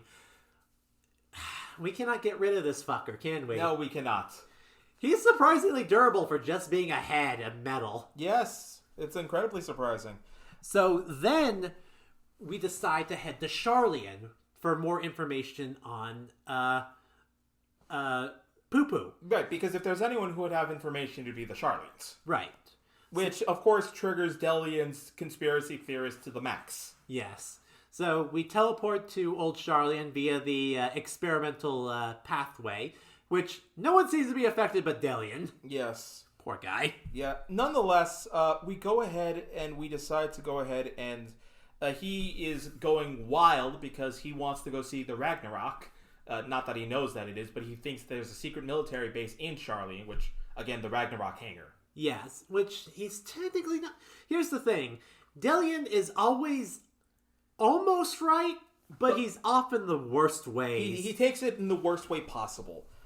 Nonetheless, they are not allowed to go see the hangar, but they are allowed to go in. But Godbert does have permissions to go into Labyrinthos, and is basically able to bring the rest of the party, excluding us because we have our own permissions, into Labyrinthos with him. Yes, because he is a member of the Syndicate. Cheeseboy, however, gets denied. Yes, Cheeseboy, who has also been following along in his stalker ways, gets stopped at the gate. By the way, he's been getting more and more blatantly obvious with his hiding spots. Yeah, he's not hiding very well anymore, but that just goes to show how unaware Nashu is. How unaware the whole party is, apparently. Yes.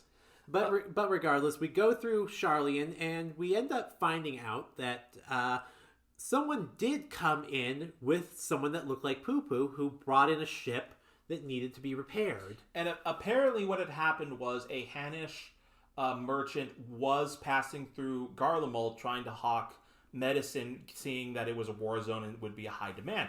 However, the dangerous situation was too much for the merchant, and so he fled. In doing so, he came across Poo-Poo's acquaintances and his ship, and decided to go ahead and take him to Sharlayan, where he knew that his contacts would be able to help repair Poo-Poo's friendship. Yes. And in doing so, that was the last trace that they had seen of him. So now we know that they are in Thavnair.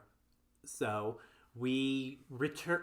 But also we find out that the person we learned this from is also a fan of the Thavnarian truth. So Delian is actually realizing that, oh shit, there's actually people in Sharlayan that like my shit, so maybe they're not all bad. Right. We go back to Rei'tan and meet up with Godbert, who has made an interesting discovery. A relic of sorts that belonged to Godbrand, the first Lord of House Manderville.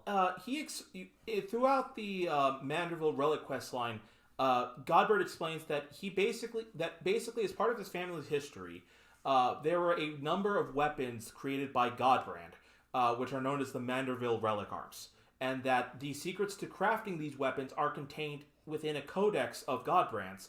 That throughout that quest line, he spends basically in time tandem with the Hildibrand quest line, decoding and uncovering and crafting the weapons in secret. And by this point in the process, he has found out that there is a relic that matches alien technology belonging to Master Poo-Poo. Well, not belonging to Master Poo-Poo. Specifically, Poo-Poo identifies it as a relic of the Mandervillians, a starfaring race. A starfaring what now? the Mandervilles are aliens. Bullshit. They are. Or and suddenly everything starts to click as everyone goes to the house that Nashu and Hildibrand have been using as basically a base of operations and play the contents of this projection. To which Godbrand basically explains, yes, we are in fact aliens from another star. We are not humans at all. We actually are parasites that latch onto other hosts, take over their minds and bodies, and use them to go ahead and reproduce. And we make the hosts of our bodies, our host bodies, even stronger and more resilient. And so, but they also made a habit of never taking over sentient hosts. But because of the final days affecting their homeworld, they fled to Aetheris, and it's there that the last remaining Mandervillian, or so we assume, or so we're told, makes a pact with a dying man, who thus becomes Godbrand Manderville. Yes. And through Godbrand's meeting of a strong Ul'dah woman, yes, very much implied to be a distant ancestor of Julian from another branch, basically wed, and thus the line begins. Yes. And that the Hildibrand line continues to reproduce throughout this very day. Or so we think. Or so we understand, because Godbert and Hildibrand are freaking the fuck out, as is everyone else. Yes. The Mandervilles are alien hybrids. What was your first thought when you saw that? To be fair, I was spoiled upon that, but Jesus fucking Christ, that makes so much fucking sense. Like, of all the shenanigans, them being aliens makes a lot more sense now. And granted, Hildibrand may be a warrior of light in his own way, but that doesn't explain the rest of his family tree. It does not explain Julian, that's for damn sure. It doesn't really explain Julian, and it barely explains Godbert, but still, it's absolute maddening, but also hilarious. Regardless, despite learning that he was of alien heritage, it's business as usual for Hildibrand, who runs off trying to find out the next bit of information to help Master Poo-Poo. And this revelation allows Godbert to continue his research on the Manderville arms. Yes. And then we come to the final act of the Hildibrand series, where we decide to look into this merchant prince that we have heard before, Master Venuti, and we find out that apparently it's been claimed that he's learned alchemy's oldest secret of manifesting gold. And by this point, I think you can kind of put together, because throughout each of the epilogues to each of the quest line, we do see Venuti in the background doing dark scheming. And so what we basically can put together by this point is that his secret of alchemy isn't that he can actually make gold. It's that he's replicating it. He's replicating it with the assistance of Master Poo-Poo's friend. Yes. And so we also see that he is also making a massive clone army of himself, but we'll find out the reason for that in a moment. As when we meet up when we try to find out more information, we get assaulted by an army of Lugay. Yes, as apparently he has also decided to go through the cloning gene. Yes, and tries to attack. However, Julian and Godbert interfere and basically take out two of the giant monstrosities, while the last one starts hurling spike balls at everyone. You can see where this is going, can't you? Yeah, to which Julian throws her giant-ass skillet towards us. And we use it like a bat and go for a grand slam. Batter up, bitch! And we toss the first one, it's fine. We strike out on the second one, which bounces off a goblin towards Hildibrand. Mm-hmm. And that explodes, as usual, and it's always funny where he caught the giant spike ball. It starts flashing like it's going to explode. And everyone just walks away casually. Yep. Then finally, we do our big grand slam home run hitter and fly it back at Lugay, and that is the last we see of him. Hopefully. But basically, we then learn that Godbert and Julian are both here on personal business, as this Venuti has reached out to Godbert wanting to buy a vast amount of gold. He's basically to offshore a whole bunch of gold that he is replicating. He wants the offshore amount of gold and also buy out their interests in their businesses, which is, again, part of the scheme that was occurring back in Stormblood. Yeah. Because it's a different party that was trying to... Yeah, but same idea. Same concept of trying to take over Manderville and Manderville, but yes. No one can take control of Manderville and Manderville except the Manderville. Well, that's what they haven't learned yet. Nonetheless, we are given a personal invite to Venuti's Manor, which is out in the wilds, and thus we have the perfect excuse to confront the madman. To which he does not even bother hiding the fact that he had used Poo-Poo's friend's spaceship for his own nefarious... And in fact, he outright anticipates it and anticipated our intervention. Because he wanted us. He wanted the Warrior of Light to join him in his efforts to basically make a clone army of the Warrior of Light as a series of mercenaries to take over the world with. Yeah, fat chance. There can only be one of us, buddy. Although, to be honest, it is an ingenious idea. Yeah, but it fucks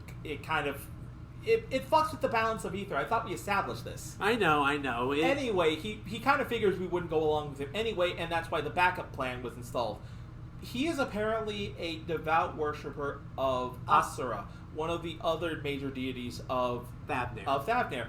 And he happened to be such a devout follower, he cloned himself for such fervent prayer, and then used his excess gold to buy a bunch of crystals to aid in her summoning. To which we get a pretty good fight, to be a purpose. Yeah, so... The Golden Araya. The Golden Araya for the fight with Asura. Imagine if you had to do the Three Sisters fight, but it was actually just one entity layering its actions on top of itself. Yes. I have seen so many people get fucked up by the six-fold blade attack. Yes. I will tell you right now, it goes in a clockwise way, but you only need to move 2 times. Yes. Just stand behind her, and when she swipes left, go into it. Yeah, then so immediately go back, because it's going to follow up. Yes. And then, of course, her dialogue is fucking funny. I will scatter your bones. But I need my bones to live. But it is a fun fight. I really enjoy fighting it. Apparently, it really fucks up a lot of people, but it is such a simple fight to me. Nonetheless, I enjoyed it too. The six-fold blade did mess me up, though, a couple of times. But once I understood the timing for it, it does get easier. Yeah, I take it you've fought her again since then? Yes, I have. Okay. But needless to say, Venuti's uprising is quashed, and we do get to meet Master Poo-Poo's friend. Because apparently, Master Poo-Poo's friend was left for dead when he got sick, and he managed to find his way to heal himself, get back to his ship, and seek revenge on Venuti, shooting down his airship as he was trying to flee. When he comes back to talk to Poo-Poo, Poo-Poo is elated to see him, but Poo-Poo's friend is like, we need to invade this planet because these people suck. We cannot live in coexistence with them. And Master Poo-Poo and him are in conflict because obviously Master Poo-Poo is known the kindness and charity of Hildibrand and Brandahild, whereas Poo-Poo's friend was taken advantage of by Venuti. Yes. Which very much causes strain on his interpretation of humans, and is a very interesting twist compared to how Delian imagined, and goes as a sort of foil to how Delian imagined the aliens would have been. Yes. But however, Poo-Poo manages to deal a critical hit on his friend's ship, which means it's about to do an atomic explosion. Right. To which Brandahild does one last brain blast and comes to an unfortunate realization. He can't stop it. He's going to have to go ahead and ride the ship out into space to try and detonate himself with an Iron Giant style. Well, at first he's like, I can't figure it out, but then Hildibrand shows up and they do a combined brain blast together. Mm-hmm. And they figure out Hildibrand needs to throw Brandahild to the spaceship, which he does, fails, but Brandon Hild manages to boomerang himself by changing his positioning. Yes, with another mid-air brain blast. Yes. Slams into the ship and manages to rescue Poo-Poo's friend, and then activates the big fuck you blaster button to fly off high into the stratosphere, and that thing fucking nukes. Yep. And safely explode away from everyone else, not causing massive catastrophic damage, but seemingly leaving Brandhild for dead. Yes, but Hildibrand is hopeful that since he's as durable as him, he should survive. Hopefully, but all evidence points to that prior not being the case, given his weak constitution. Yes. Nonetheless, Poo-Poo is able to console his friend and get him to see that that not all humans are bad, and that it's how we treat each other that matters more importantly than circumstances of where we came from. And Master Poo-Poo explains that he and his friend are basically the last two of his race because they were off-world when the final days occurred, which destroyed their home planet. Which means they've been searching for a new place to live, and they were like, if we can't coexist with the people of a safe planet, we might have to invade. And to which Godbert and Hildibrand basically say that we can offer you shelter as Aetheric's ambassadors. Yes. And thus they agree to be friends with Godbert and Hildibrand. And so the two little Poo-Poos eventually just go off on their own into the world to explore their new home. And to meet the right kinds of people and hopefully have a better understanding of Aetheric's inhabitants. I will say, before that happens, Hildibrand does examine the other spaceship, Poo-Poo spaceship, to try and help bring it over to his friends.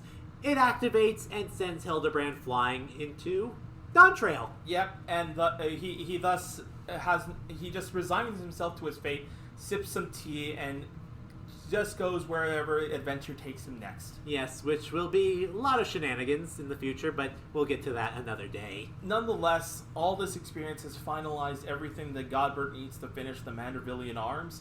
Delian has a new appreciation for aliens and promises to reevaluate his journalism stance. Oh, and it turns out Hildibrand's not an alien. Yeah, apparently somewhere along the line, Godbert's line was adopted. So at some point, the true Mandervillian alien hybrids died off, and thus the Mandervilles do exist, but 100% pure blood. Yep, which raises more questions. I still think that they could be somehow Warrior of Light adjacent. They could. There is also the Julian is just born that way. Julian is born that way, but she does give the idea that maybe Dynamis is responsible for Hildibrand and Godbert's uncanny strength. Holy shit. I mean, like, I'll buy it. I'll buy it. Yeah, we gotta find a use for Dynamis somehow, otherwise it's just going to be dropped off the face of the earth after this expansion. Well, we'll see. Nonetheless, the adventures end here for now, but there is one last thing that does happen. What? We do get a shot of an island off the coast where Cheese Boy, dejected that he allowed Nashu to get kidnapped, is basically training to try and make sure that doesn't happen again. Only for a UFO to come crashing out of the sky, landing on the island he's training at, and then when he goes to investigate it, we find... Brandhild. Fine as ever. Or is he? Or is he? But who knows, but... It is kind of weirdly ominous, but I do like the fact that Brandhild survived because I kind of hope we'll see him again in a future one. It's very much sort of like we're doing the science alien trope of leaving room for the sequel. Yes. And that's kind of the bait that we're given here. Yes. So, what did you think of this Hildibrand experience? Yeah, no, this one is absolutely batshit. It is shorter because I think after ARR, they realized, okay, we cannot do what we did in AR. We have to make it way more concise.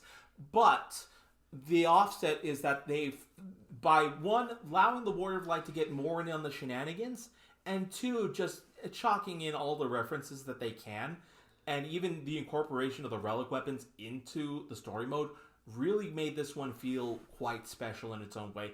Plus, they had not just direct humor, but also like a lot of side gaffes with Lugay being a great antagonist, the Loporrits popping out of the face on the moon apropos of nothing, and even just like the almost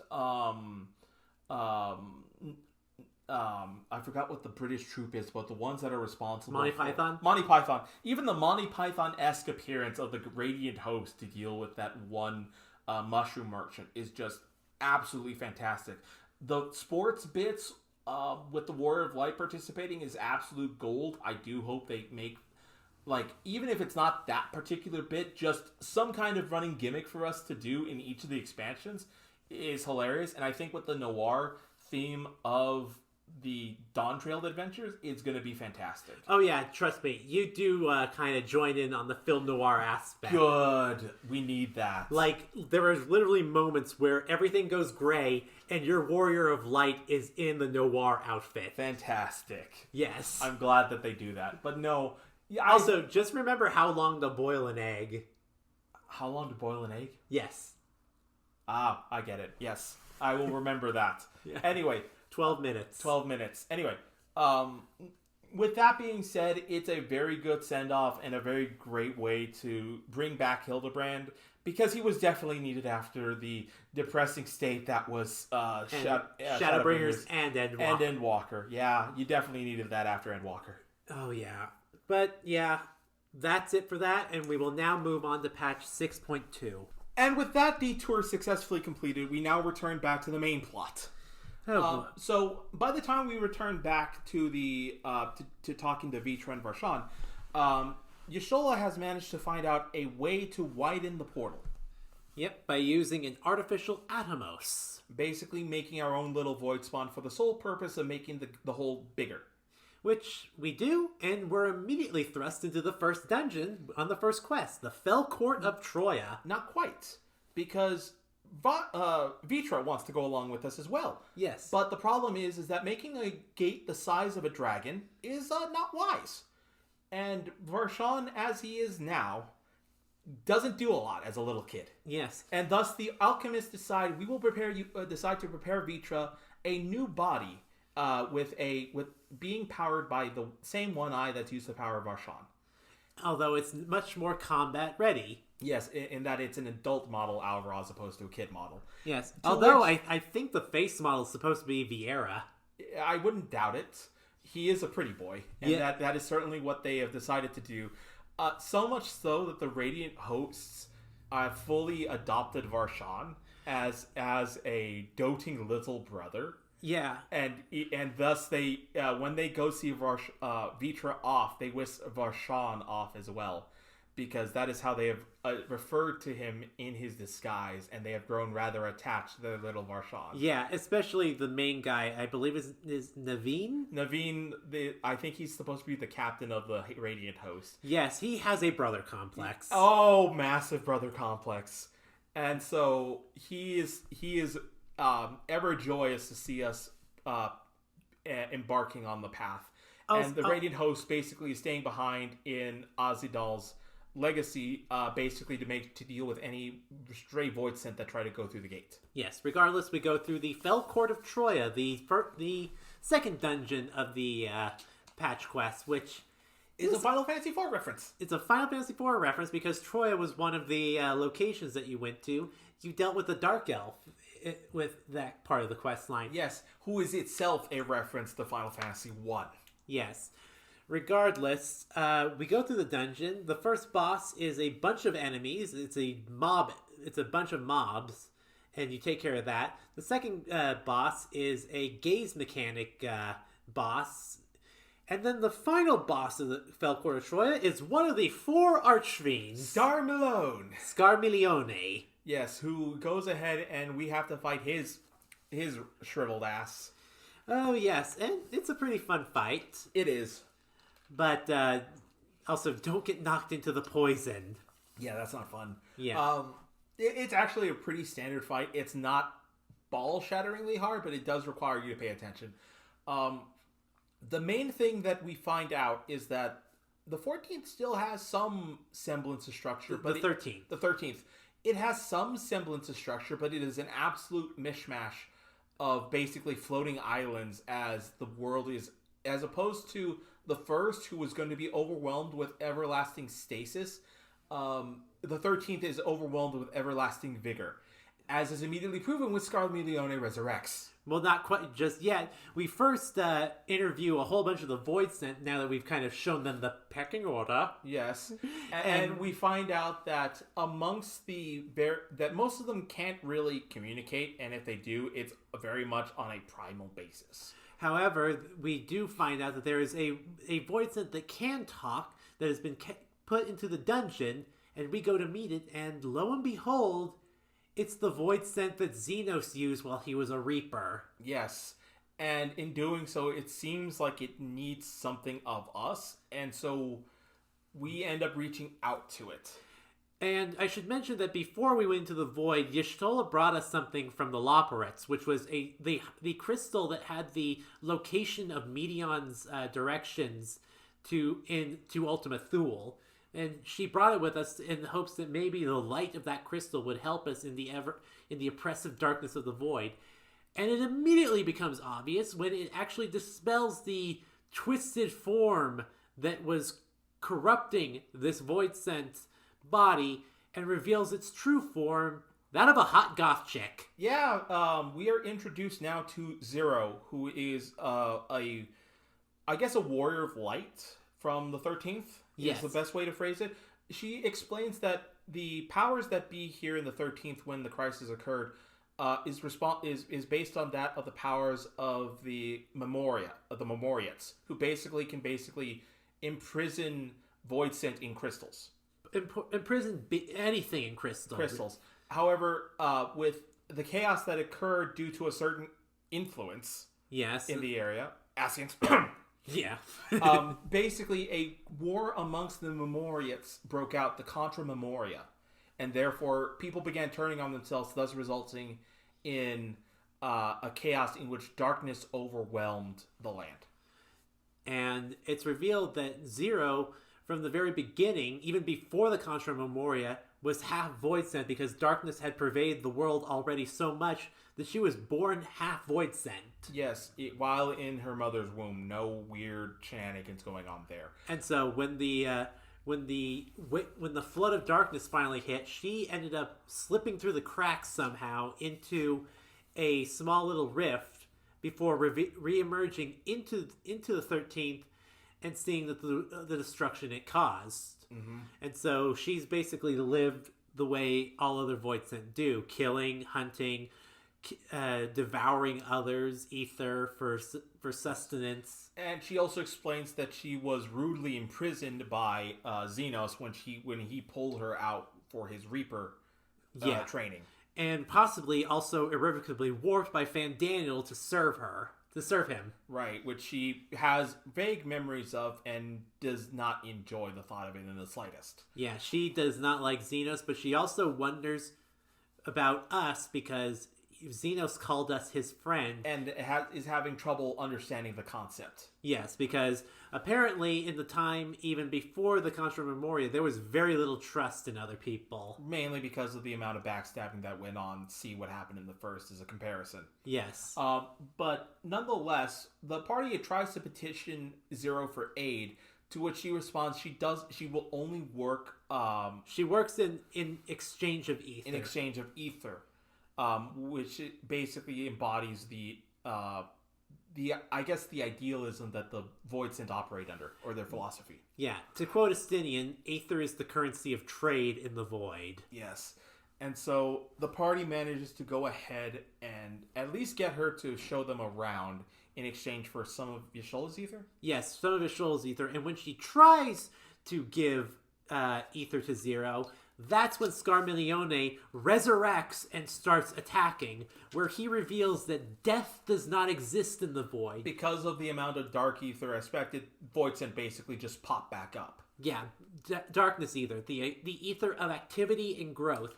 Nothing can die. It is too active. We're then sent into an instance where we have to fight a bunch of clones as well as Scarmiglione, who basically come at us ad nauseum because we can't actually put them down. To which, at some point after enough waves, the party petitions to Zero to help them, to which Zero says, I ain't helping you for free. And to which Y'shtola says, We did give you something. that you haven't given us service back for. We gave you a name. Yes, because she didn't have a name at first, she had long forgotten her name, and thus we simply agreed to call her Zero, to which she accepted, thus taking something from us without having done a service in return. And so she uses her Memoriate powers to seal the Void Sending crystals so they cannot respawn. Conveniently, she is also a Reaper. Yes. I'm going to be perfectly honest. Zero is... I love Zero so fucking much. You mean you kin with Zero? Yes, I kin with Zero. Fucking hell. No. I'm sorry. I didn't do the joke properly. You are Zero. Oh, For those of you who need the joke, Rei, do you want to give the origins of your name? Okay, so originally my name on YouTube was Death Zero, because that was my moniker on our old YouTube channel. I was nicknamed Zero. Not to mention, when we rebranded, you gave yourself the moniker Rei. Which, it was originally called Reido, because Reido was zero in Japanese. Which was then shortened to Rei after some personal self-discovery. Yes. It still means zero regardless. Yeah. When I became non-binary, that's when I became Rei. Which, by the way, Zero is giving big NB vibes. Which... Vigorous nods of agreement. Yeah. So you were pretty self-fulfilled seeing your clone in the 13th, huh? Oh, shut up. But you're not wrong. But regardless, we end up defeating Scarmilione by sealing him in a Memoriate crystal, to which our character picks it up, and we get a echo flashback of how the Archfiends came to be, because they were led by a knight in black named Golbez. And that should ring bells for you for those who have played Final Fantasy IV. Who is using Ajdaya as a means of feeding the 4 Archfiends so they can serve him. And thus they take extraordinate forms, as we originally see their pre-evolved forms, which are just that of typical monsters you could find in the wilds. Yes. Of their respective elemental types. Right. But nonetheless, with Scarmilione defeated, the plan it continues to be to explore the realm for clues of where Ajdaya is. To which Zero offers to take us to her domain, which is her little area of the void, where a whole bunch of very weak monsters kind of come to roost under her protection, pretty much. Right. We accompany her to the area, feeding ether to a large void scent to gain travel there, and then go ahead and begin inquiring into the various void scent in the area to see if any of them know of where Golbez might be. 2 void scent of particular note were Chiaretto and Farfarello, who were acting very strange. Well, one of them was acting We only saw Chiaretto. Farfarello is missing, who is a notorious coward, according to Zero. Yes. And then we find Chiaretto, and it turns out that Chiaretto had devoured Farfarello, because the two would actually exchange ether just to try to keep each other alive and sane. But Farfarello was reached out to by some other void scent who were bullying Farfarello into accompanying him to work for one of the other 4 lords. Barbariccia. Who eventually finds out that where the sudden influx of guests have come from, and has come to go ahead and pick a fight. So Farfarello basically goes, I don't want to deal with Barbariccia anymore. Please devour me. But it turns out doing that, Chiaretto now inherited not only Farfarello's soul, but also his fears of Barbariccia. Which didn't do anything to qualm the needs at all. No. He ends up getting slaughtered in the attack from Barbariccia's minions, and thus we decide to confront her on her turf. To which begins the first trial, which I should mention that we no longer do a side trial series starting with Endwalker. The trial series has been melded into the MSQ, to which we begin the Storm's Crown, a fight against Barbariccia, and oh boy, is that fight manic. So, if any of you remember the fight from Final Fantasy IV, you probably think that you know what's going to happen. You know that she goes into a tornado where you can only attack by having Kain jump onto her. In this case, Kane is being faithfully replaced by Estinian. Yes. However, that is not the case. When she starts to enshroud herself with her hair, her entire body gets wrapped in it into like a skin-tight suit a la Bayonetta. Except it's not nearly as stylish, it's much more battle frenzied. And she grows a massive fucking hand to punch the earth for her face change. Yeah.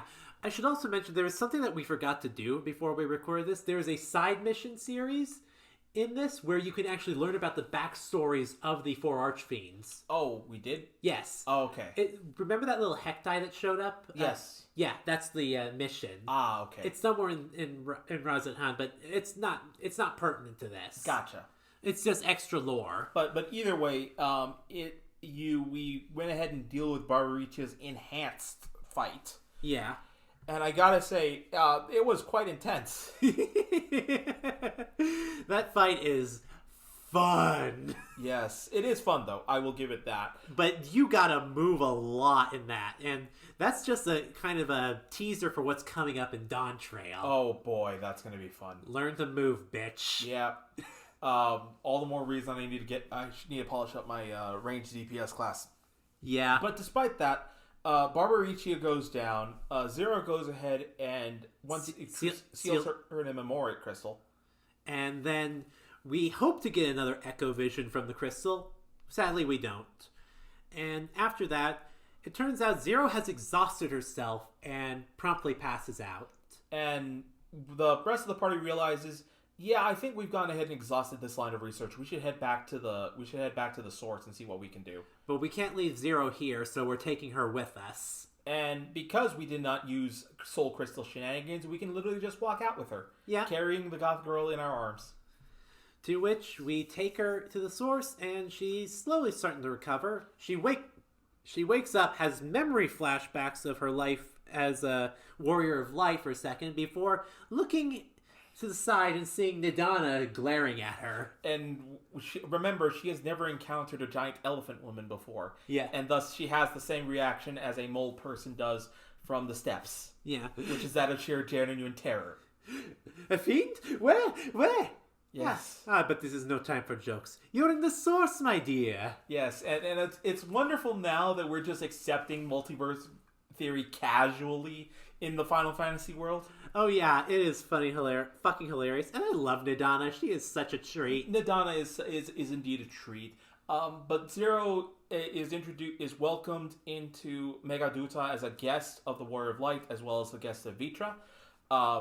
She is offered food, to which she absorbs its ether, as she so colloquially terms it, much to the chagrin of Vitra and Nidana.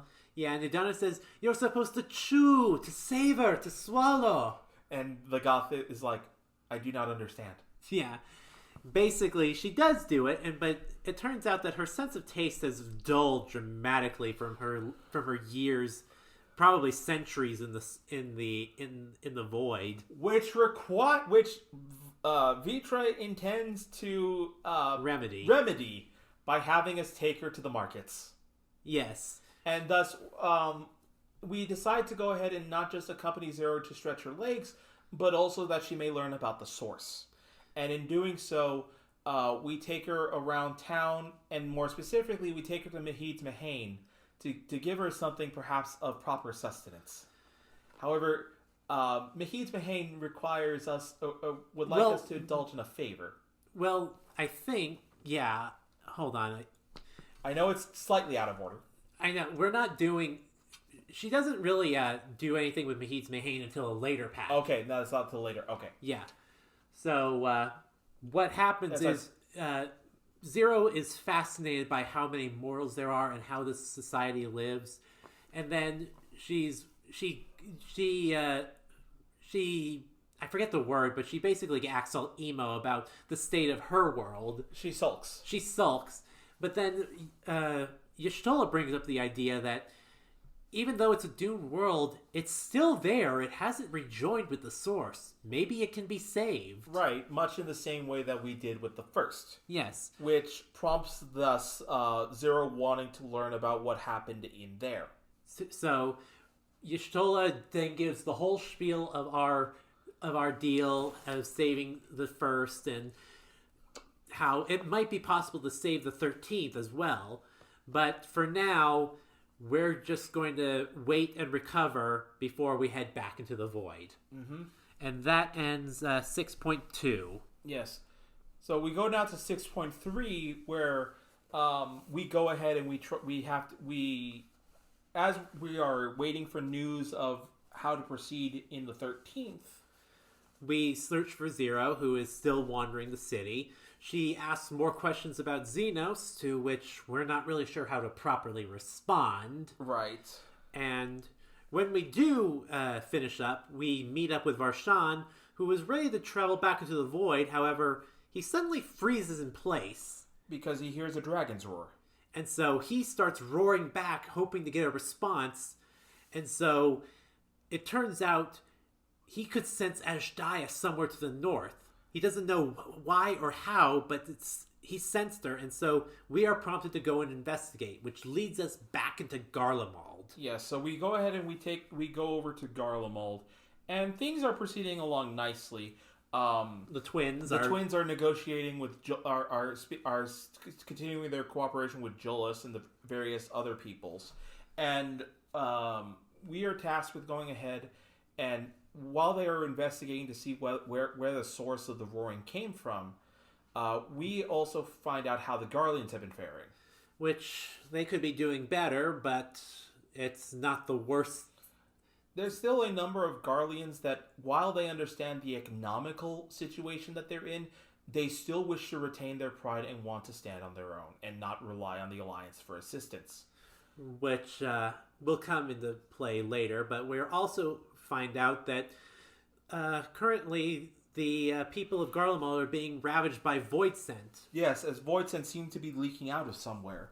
And the likely source is a village in the mountains which once belonged to the Reapers. So in order to get there, we need fuel and we need to fix up basically what's called a mammoth to a giant mechanical vehicle that will help us get into the area. So we try to work on that. Zero is contemplating more things about what it means to be a friend and the nature of helping others. Yes. And why we even bother to help others without needing anything, asking for anything in return. Alize gives her opinion on that, and Zero tries to take it to heart. As once we take care of getting the stuff ready for the mammoth, we have to go ahead and get supplies first. Well, yeah, we have to get supplies. And at that point, we, as we're going about and getting supplies, Zero remains at Tertium to go ahead and observe the Garleans doing their thing. Where Jolas approaches her with non-bread. Yeah, she's actually helping deliver food to the people of Garlemald. Well, it's not non-bread; it's a dumpling. Oh, it's a dumpling. That's right. I'm sorry. You got to remember the jiggle physics when you open it up. Because for some fucking reason, this is also a food expansion where all the food starts to get better and better looking. We must do. I forgot what the Ghibli Sensei proud. Yes. We must do this good Studio Ghibli proud and make our food delicious looking. Which also sparks something in Zero, as it is very spicy dumplings. And she starts to feel something in her mouth, and it's like, oh god, we've turned the goth girl onto spices. Yes, and even Jolas takes a more than a passing interest in Zero, just because of her unique look, I want to say. Unique look and nature, and just he's trying to figure out why she's hanging out with Alphino and Alize, and he even gives his thoughts about how he didn't want the twins' help, but they just kept offering it regardless of what's going on, and eventually he kind of started to consider them a little bit more than just acquaintances. Which leads to Jolas and Zero getting an alert that that a caravan bringing supplies to Tertium is under attack. And Zero, for the first time since we've met her, decides that she will go out and go intercept the Voidsent that are attacking without needing to ask for anything in return. To which we have another instance where we play as Zero. Which is the first time we're using the Reaper mini set. Yes, and it is a very basic set, because... It's not nearly as extravagant as the full Reaper set from what you've told me. Yeah. But it is enough for you to play along. But the sheer amount of Void Scent just overwhelms Zero, and she's knocked down to where she begins to have, again, more flashbacks of her past as a human, to which she starts to feel something inside of her, this internal sense that makes her want to continue on in spite of her exhaustion. Yeah, this fire in her breast, to which she then gets rescued by the Warrior of Light and Alpha Noah's Alizé as we finish up dealing with the Void Scent with her help. She ends up doing a level 3 limit break to help stop a whole bunch of crystals from charging up and doing a big fatal attack. Right. So we take care of that. We've saved everyone, and we return to Tertium, and... Because Zero not only saved the caravan, but also the supplies, we were able to get the mammoth up and running. Yes, which then brings us to the next dungeon, the Lapis Manalis. Yes, the Lapis Manalis. That dungeon's rather interesting. The first bit starts off us riding on the mammoth into the village entryway, and then we go up into the mountains before going into this hidden Reaper village. Yes. Where we uncover various scripts that describe the training methods of the Reapers. And in fact, the second boss of the dungeon is a literal Reaper training dummy. To test the Reaper's skills on positioning and movement. We sucked. We sucked at it, but it not only gives you a ranking, it also basically credits you if you are a Reaper class yourself when you do this mission. Yeah, if you're a Reaper class, it also explains to you what good your skill was, and if you did really good, it says you're better than Drusilla, which is the lady who actually teaches you how to be a Reaper. Wow.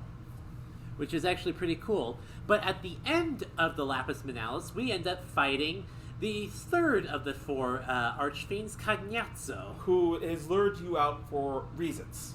For reasons. And so we have a fight with him, which involves very interesting mechanics of having to basically run into specific corners as he kind of Koopa shells all over the area. And Koopa shells all over the area and knocks out pillars that you have to avoid them falling. Yeah. Wait, no, he didn't do pillars. No, that was a different boss, I'm sorry. Yeah. What he did was he did giant water spheres that you had to avoid, as well as a knockback. There was the towers that you had to take down. Yeah, the towers. Sorry. Thank you. And then, of course, he would also rip open void gates, and you would be tethered to them, and you had to move yourself so that your tether was going to fire off in a specific direction that did not interfere with anyone else. Right. Which is easier said than done. Yes, as the puppet's hanger has shown us in the past. Yeah. Regardless, we defeat him, and as he's slowly starting to die, he reveals that the thing that the sense that was Ashdaya was actually one of her eyes that Cagnazzo has used to open a rift in the void leading to the source. We managed to secure Ashdaya's eye, leaving it with Estinian, and we also discover a massive cerulean well within Lapis Manalis. To which we can actually use to bring back to not only Garlemald, but the rest of the people in the area to use for other reasons, to sustain themselves. For fuel, because the Garleans do not have access to Aether as the way we do. Right. Nonetheless, we go ahead and we bring supplies back to Tertium, where we are thanked for closing the Void Gate, but now we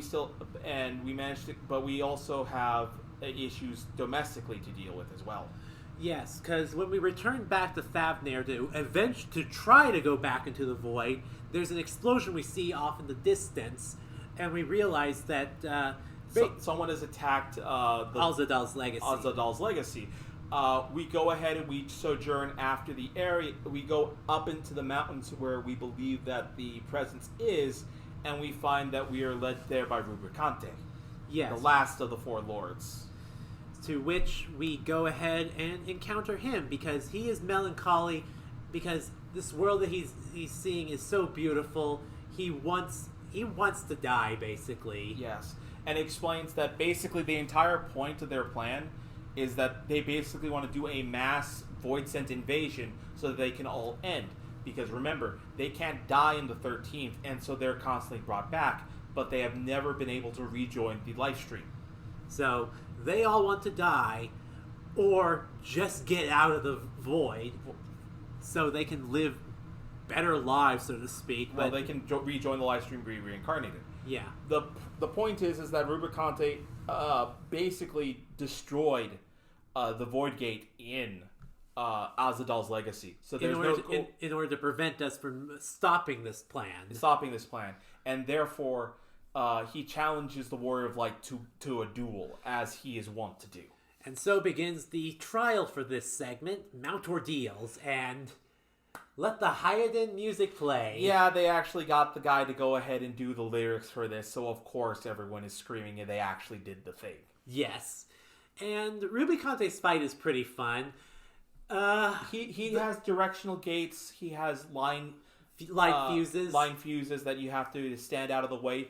He has a kind of like the final boss in Holminster Switch, where you have to move around it as it does AoE, as it does cones. Yes. But it also has intersecting cones that you have to basically wait for that one to go up before you can proceed to the next one. He also has a spinning roulette that when stops at a certain point will spread out and do waves of energy that wiped you. Yes. And of course he also has an alternate form, which is just basically a one-winged devil. Yep. But we at least got to see what was under his cloak now. Yes. There's nothing at all. Nothing at all. Nothing at all. All right. And so even though we defeated the four lords, the problem remains is that now we don't have a way to get back to the 13th. Yes. And so we'll need to figure out another way. So that ends that patch. And so begins patch 6.4, the Dark Throne. So we once again start off in Megaduta after getting some rest and relaxation. And Zero has been taking trips into the city. Trips into the city and starting to become a regular at Merid's Mayhain. Yes, to which the Mayhain does not have the proper spices to entertain Zero's palate, and thus inquires on us to acquire some for her. And I believe there were effectively four different colors of curry powder we could get based off of different varieties: red, yellow, orange, and I think like purple. I don't remember, But basically, four different spices. Pick your poison, and everyone will want to try this new delicacy, to which it burns the soul in the most unpleasant way because of how they have to make it to accommodate Zero's taste. It is so spicy, but Zero also asks for a full kettle of it to share with the rest of the people in the Mayhain. It is so potently spicy that it knocks an elephant flat on its ass just from smelling it. Yes. The guy who does try it is so exasperated from the heat, he is just thrusting into the air with his hands that he's like, water, he's grasping for something. Yes, and I made the wise decision to ask for the milder version. Yes, but regardless of the mild version or the spicy version, eating it will give you a buff.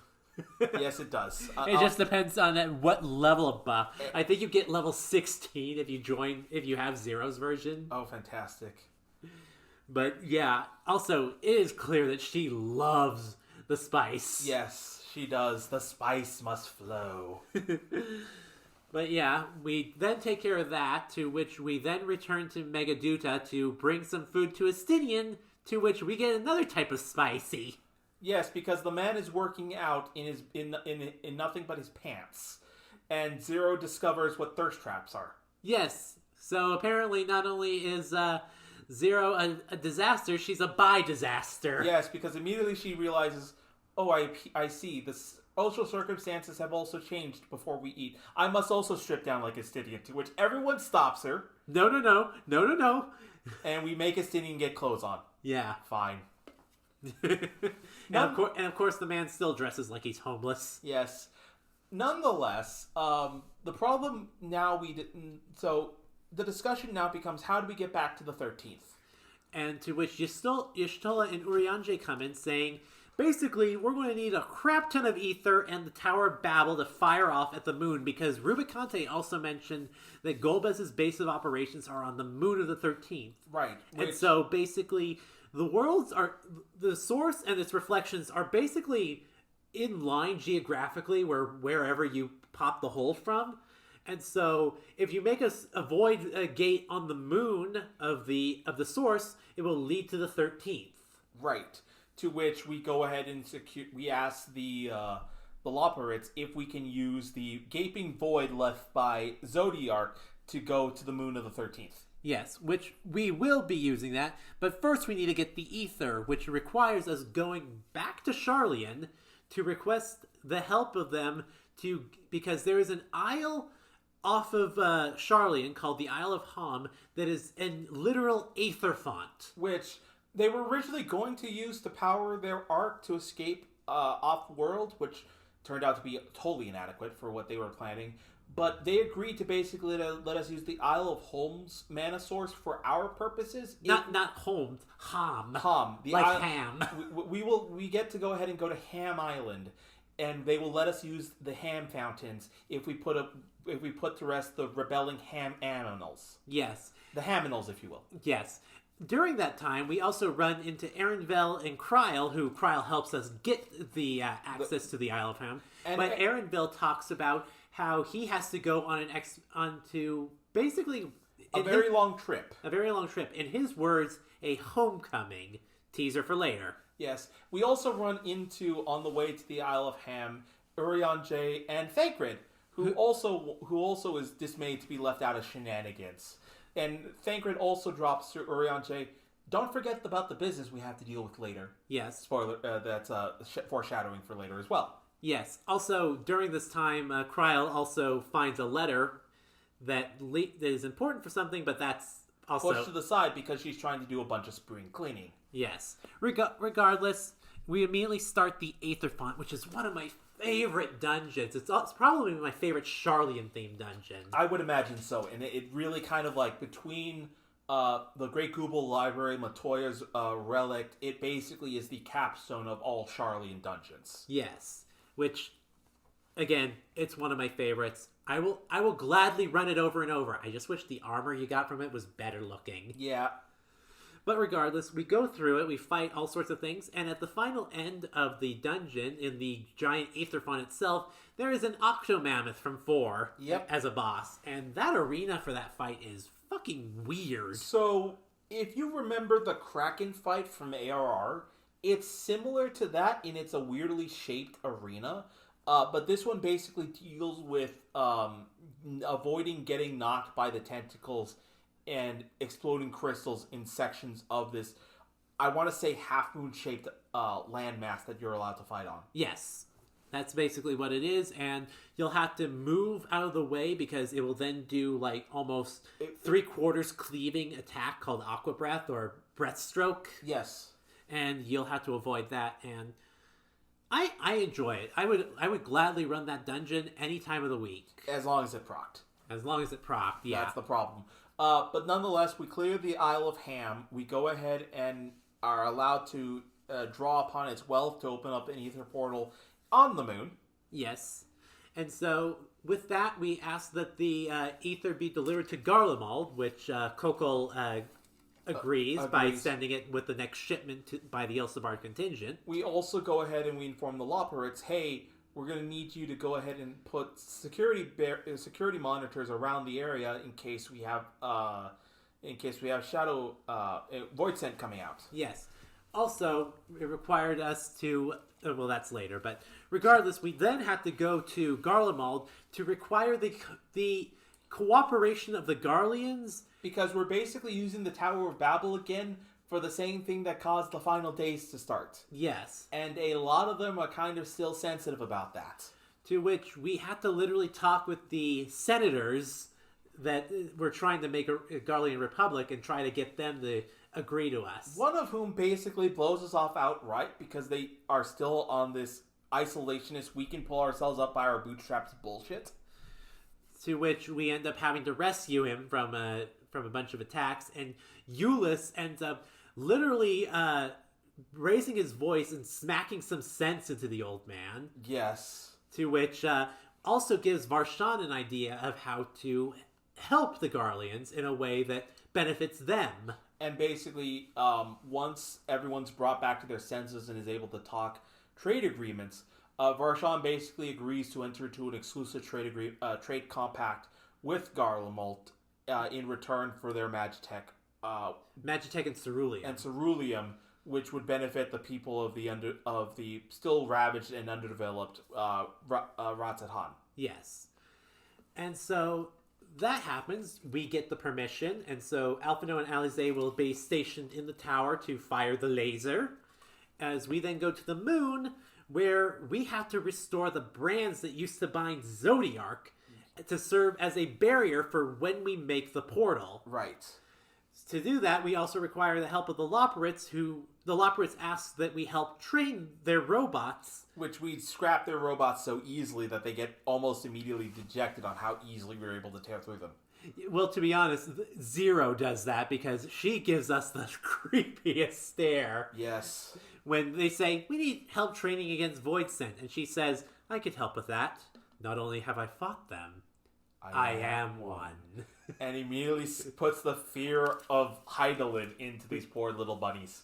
Yes, and they get thoroughly trounced, and we have to basically cheer the bunnies up by praising them. Yes. I swear these bunnies have a fucking praise kink. Yes, they do. Yeah. Who has the bigger praise kink, the new Mo or the Loporrits? Oh god, that's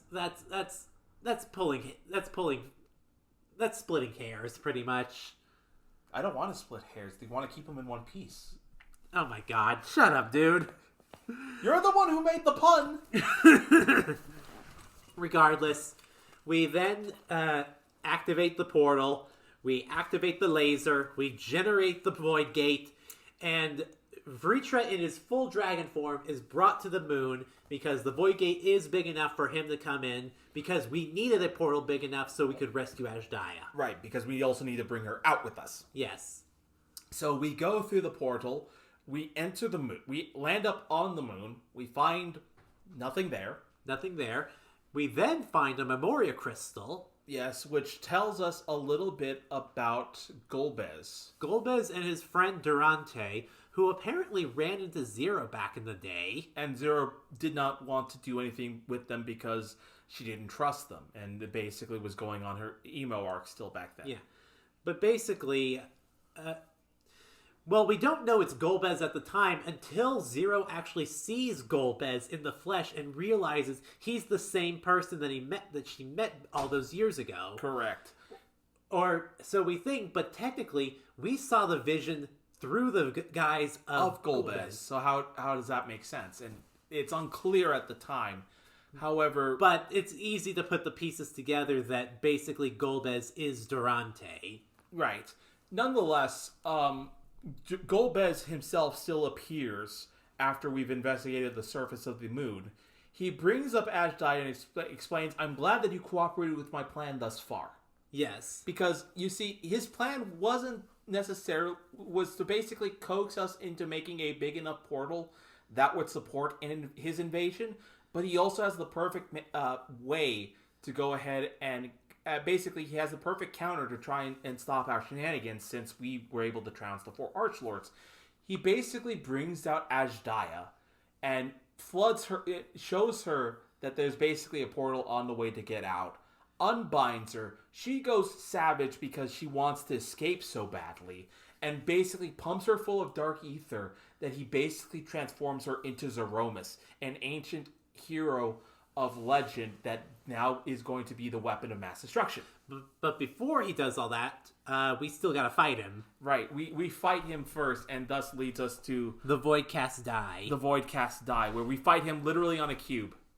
Literally on a cube, and that fight is always stressful for me. Yes. Because he does Shadow Crescent, an attack that does a half-room cleave, followed by a circular AoE around him, and I always get clipped by the second AoE. Mm-hmm. Even when I was tanking, I still got clipped. I think Mel did die to this one, I think, when we were doing this fight. Yeah, it is a pretty rough fight, I'm not going to lie, but it is kind of fun once you know the mechanics. Yes. But before he actually turned Ashdaya into Zoromus, he turned her into the Shadow Dragon from Final Fantasy IV. Yes, and was also incorporating her into his moveset for this fight. Yes. But anyway, so we defeat him on the Voidcast die. On the Voidcast die. He goes ahead and uses Ashdaya to power Zoromus. Yes, because basically, when we defeated Zodiark, all the other shards of him dissipated in a puff of smoke, pretty much, except for the one on the 13th, where death has no meaning. So instead of the souls of the ancients returning to the life stream, they just started to coalesce and pool together into a new entity. And all they need is the proper push to get them to escape, and thus he frees Ashdaya, channels her with the souls of the Zodiark fragment, and that's how we get Zoromus. Yes. And Zero tries to fight it. She can't. She gets knocked off. The memorial crystal that we just found gets fallen into the abyss, and we are forced to make a hasty retreat in order to reevaluate our plans. So the good news is that the barrier that we've established around the Reforged brands is keeping Zoromus at bay. Bad news, it won't last for long. So we need to go ahead and come up with a plan, and come up with a plan fast. Yep, so in comes patch 6.5, Growing Light Part 1. Which, basically, we realize that we're fucked, because we can't actually damage Zoromus because he's too dark aspected. So instead, what we need is an ungodly amount of light, and thankfully there just happens to be a world replete with it. Thus, we decide we need to travel to the first and somehow take advantage of the flood to be able to power a weapon to pierce Zoromus' armor. It turns out that Yashola has already reached out to Sid and Co. To go ahead and do so, and basically set up a bunch of transmitters, ether transmitters that will allow us to do so. We just have to go set them up in the first. We have to basically charge the crystal tower with enough light energy that it can fire it off into the void, where it can then be picked up by the receivers on the 13th to fire a blade of light into the darkness. Right. Zero, who is much more energized in our last couple of encounters, decides that she wants to come with us to the first to learn how we basically resolve the problem there, and how we might be able to save the 13th as well. To which she has the ability to separate her soul from her body like most Void Sent do, and so she basically hops into Graha Tia's soul crystal, which has been getting a lot of use lately. Yeah. And she goes ahead and we take her into the first that way. Also requiring Beak Luke to go ahead and put her back out. It's like, why do you keep coming to me for this nonsense? Because you're the only one who knows how to work souls. Damn straight you are. Regardless, while Zero is busy being recorporealated, we go visit Reen, who is currently thinking about ways to fill the empty with fresh life. And thus we make her think about using coffee biscuit plants. Coffee plants first. Yes. Regardless, we see her, we explain the situation to her, and she wants to help. And then Zero pops in and is talking with Beck Lug about payment, and it is just ridiculous. Yes, we still do the ether sucking gimmick, to which Zero and Reen are introduced. Their backstories are exchanged, and we basically find out we need to go into the desert to go ahead and set up the array. And once we do so, we will be able to channel it through the Crystal Tower. However, as we are about to do that, Lena shows up saying, hey, if you're going to use the tower, it's a similar situation to how we use the Tower of Babel. We need the consent of everyone to make sure people don't freak out when the tower is used like that again. Remember, the last time we used the tower in the first, it was because Elidibus took over the tower, was basically trying to bring about the end of days again. So very much we go about influencing the people, although it's mainly we just need to talk to Yulmore and the people of Slitherbow to assuage their worries. Yes. And so we go ahead and we speak with Chynuz and the people of Yulmore first, who generally are a little bit on the more worrisome side. But once we explain the reason for needing to use the tower to save our own homeworld, China thinks he's able to sell that to the people and know that they will back the Warrior of Darkness no matter what. Yeah, pretty much. And go ahead. And then we make our way over to the Serpent's Wood. It's the Raktika Great Wood. Raktika Great Wood, sorry. We go over to the Great Wood and speak with Runar and basically do the same thing with them. And Runar explains that although the Children of the Night are effectively dark-oriented, they don't adhere to a need of night as much as they see comfort in it. Right. So they're all like nothing in excess, basically. Yes. They are dark aligned, but they are more moderate. They're not zealots about the whole situation. Yeah. And in fact, they are just happy to see the Warrior of Darkness again and would welcome him in the traditional way. Which we do. Zero goes through all the thing, going Alin Tuta to and get the water blessing, which doesn't burn us this time. Yes, thankfully it doesn't, because oh god, we're not over-soaked with light ether. Yeah, isn't it funny how it burns us like well, it is holy water. It is holy water, and it actually burns us because we were over-soaked with light. It's so funny. Again, I think we're finding little things to compound in the various tick markers of PTSD that an average warrior of light would carry. Yes. Aside from the do not trust shields, do not drink bottles that have not been opened in your presence, and you do not trust water that gets poured over you in blessings. Yes. Regardless, when we get the okay from Runar, we go ahead and make our way to the desert to start setting up the transmitters. And while they are currently sending power to the tower, Zero sees her reflection in the light of the flood and wonders if she could manage to control that power herself, and tries to absorb more light. Which, bear in mind, is kind of a wreck, because getting filtered with light is exactly how you become a Sin Eater.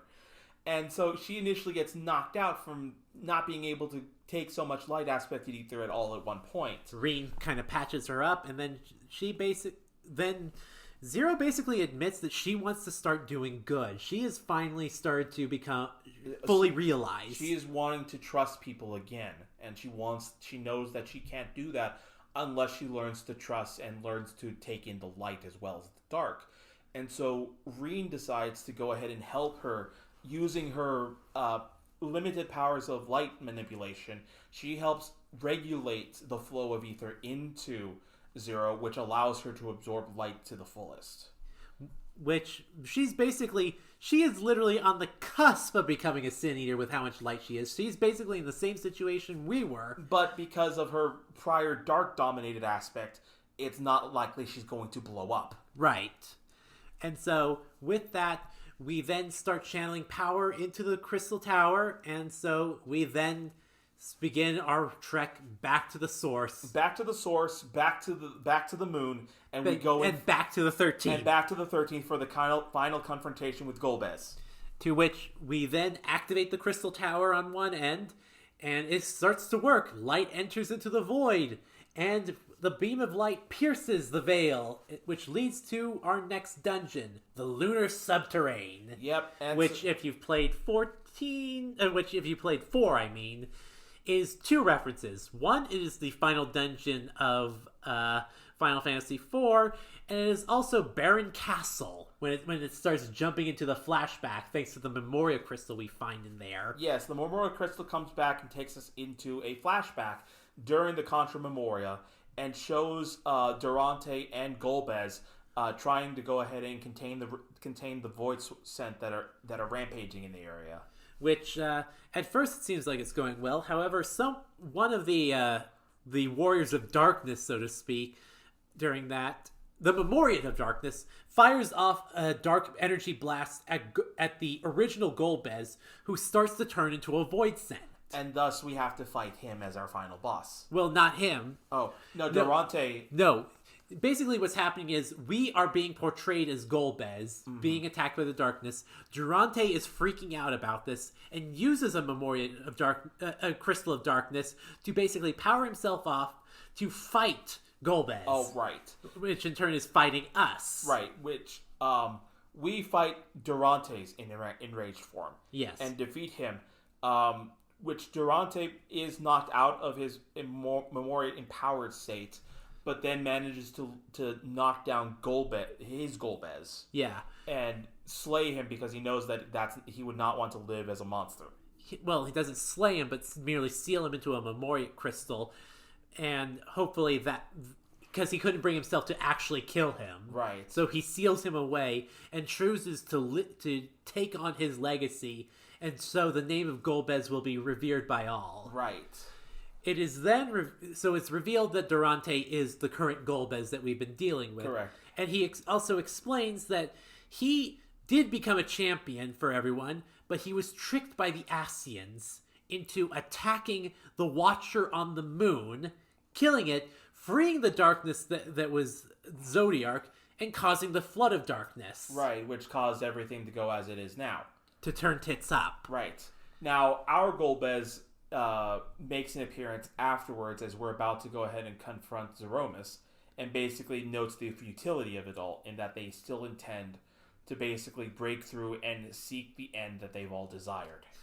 To which we challenge Golbez, but he tries to stop us with remnants of the 4 Archfiends to attack us. Thankfully, our party members are strong enough to deal with those remnants, as we just literally charge in, barrel past Zeromus as he's being body checked by Zero.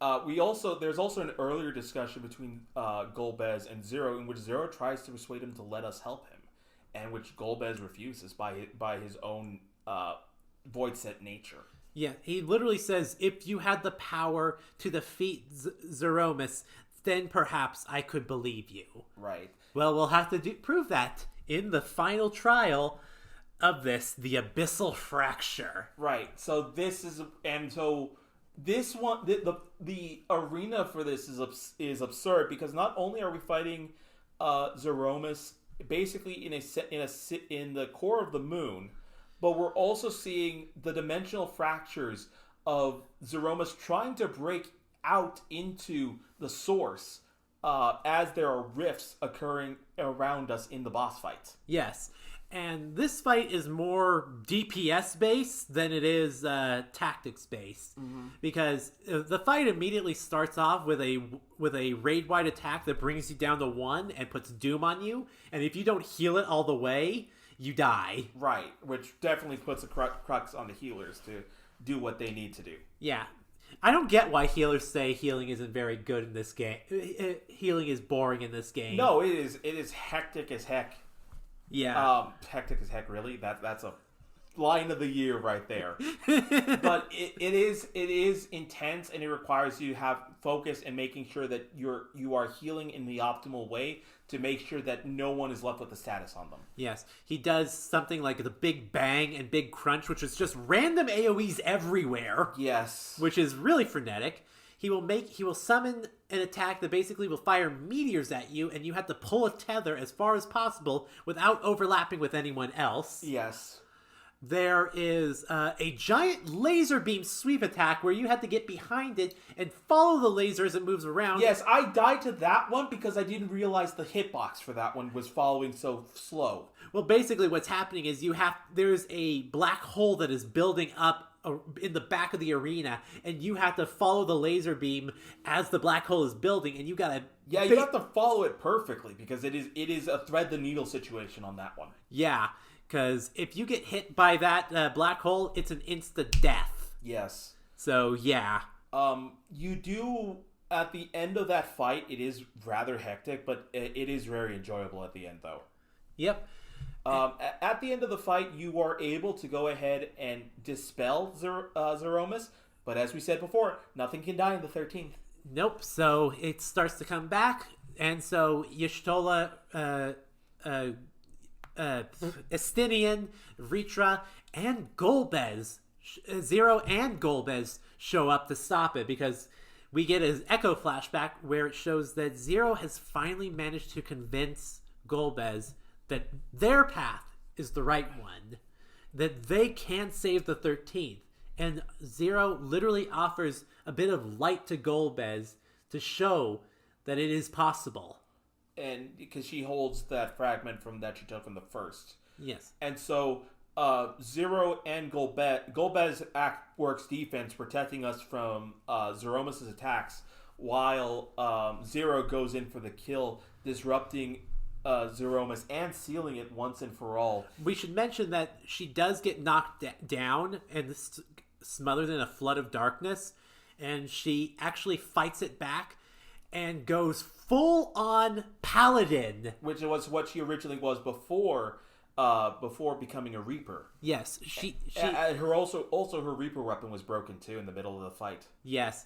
By the way, I am canonically calling her real name Cecilia until proven otherwise. Because Cecil. Oh, you know what? That's a good point, especially because of connection with Golbez now. Yeah, no, Cecilia, that makes sense. Clever. Yeah, that's my little headcanon. But yes, so Zero, having reawakened herself, and purified in this case, managed to go ahead and seal Zeromus away and allow Ajdaya to be returned. She's weak because of all of Zeromus, Golbez and Zeromus' shenanigans. Like, she is literally just a soul at the moment.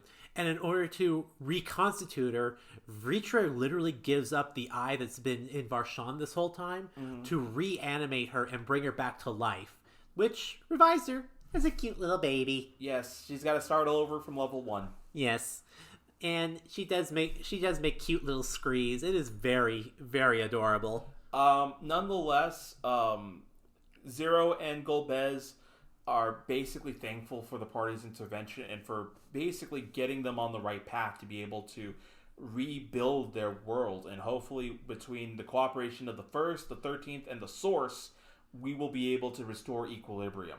Yes, that is the hope of everyone. But it is far too gone right now. Right now, Golbez and Zero are basically going to have to do a lot of work on their end before they can start doing anything more with the First. Yes, and so we end up having to leave Zero on the 13th, but Y'shtola leaves a Nixie with a warning scale embedded in it to serve as a beacon of sorts for if they ever do come back to the 13th. Or if they need us to come back to the 13th. As well as the transmitters, in hopes that maybe more light can be funneled into the 13th. Into the 13th to try and balance it out. Yes. We end up coming back to the source, and we all start wrapping up everything. No, we also have to go back to the First. Oh yeah, because we have to go ahead and explain how. Well, that's what I mean. We start wrapping things up. We start in the source and then hop back to the First. Got it. Where we deliver the memorial crystal that held Zodiark's ether to Rei'tan in the hopes that maybe it can be used to augment light in this world. Which calls upon a certain Oracle of Darkness to appear. Only if you've done the Eden raids, but we've done them. So Gaia also gets to make an appearance, who chides her girlfriend for being coffee biscuit obsessed. Yes, she's like, they're old news now. I want to try something different. Of course, you would expect nothing different from the contrarian Goth girl. Yes, she wants to try a new position. Okay, that was good. I'll give you that one. But despite being summoned by, you mentioned me, Gaia is intrigued by basically hearing that there is an inverse to the First, and does hope that with her and Rei'tan that they are able to go ahead and do something about it. But that's for the future. I should also mention that you can tell Zero about Unakalhai and Silva as well. And you can also tell Unakalhai and Silva about Zero and the First and the 13th. Yes, which makes me wonder, will all of this culminate in something, or is it all relegated to side content? Who knows? We have yet to see the full extent of what the next full wing of Final Fantasy XIV has yet to provide for us. Regardless, this is all wrapped up. Everyone goes back their separate ways. Alphino and Alizé were going to continue their work in Garlemald, but Euless literally said, "Take a break, you two. You've done more than enough for us. Go someplace warm and relax." And so they decide to go ahead and go back home instead. Yeah. Which is mildly warmer in comparison to Ilsabart. Yes. And then we return to Razat Han for a little after party of sorts, where everyone is enjoying themselves. The historian is getting drunk. The Brokon is sobbing over the loss of Varjan. Yes, which thankfully Varshan will come back. It's just that Ritra will have to stay in the palace without his eyes if he wants Varshan to run about. Correct.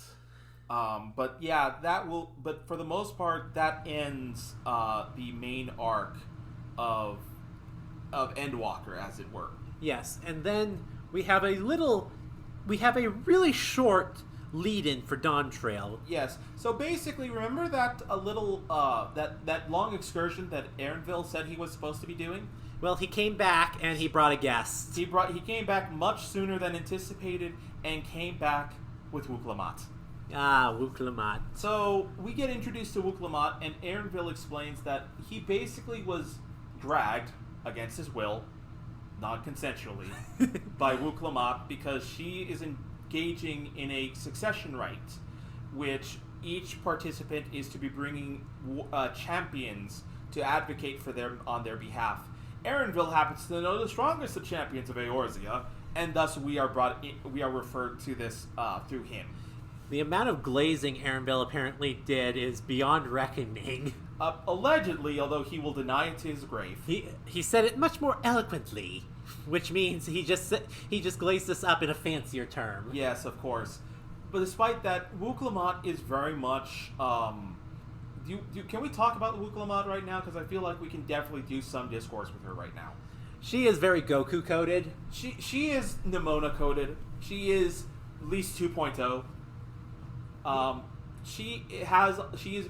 But unlike Lise, who I think had a lot of baggage because of her time as Lita, Wuklamat gets to be a lot more honest, a lot more genuine, and a lot more dorky. She is very dorky, and she is also very not battle hardened. She wants to prove herself so badly, but as we see, she wants to go on a hunt to get to know us well.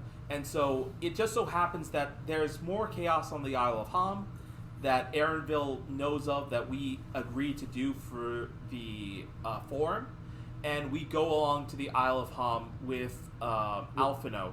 Well, not Alphino. Yeah, Alphino.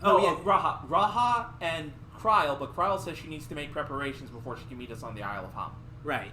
So it is Aaronville who is just accompanying us because he is a non-combatant. He is a guide. Wuklamat and Rahatia. Yep. And we go, and Rahatia is eager to join us as well because this would be our first adventure back together. Other than the Elzadal trip and the Myths of the Realm. Right.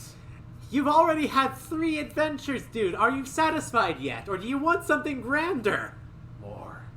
Of course he wants more. Yes. But nonetheless, we adventure through the Isle, and there's minor exchange about whether or not this creature could be a Tural Vidal, which briefly is explained in the Viper questline as a mythical beast, basically akin to an auspice. Oh yeah, you also did the Viper questline. I think I did talk about that the last time I was here, though.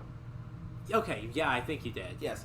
But it turns out the creature in question that's been causing chaos on the Isle of Ham is a giant ass fucking Colibri, who, in true parrot fashion, mocks everything that Wuklamat says and only pisses her off even more.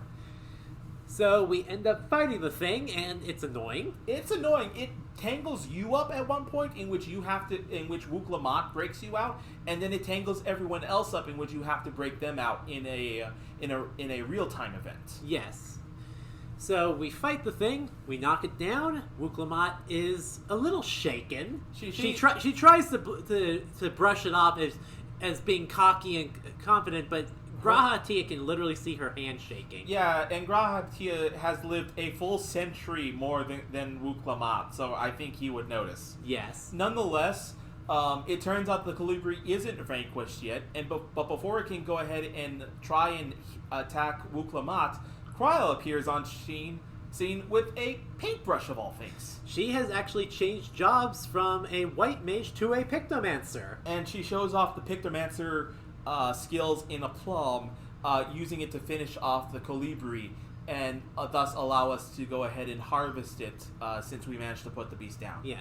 Kryl then also mentions that she had found a letter that belonged to her grandfather that requested an investigation into the golden cities of the New World. Which according to Wuklamat, is part of the trials that the succession rite involves. Right.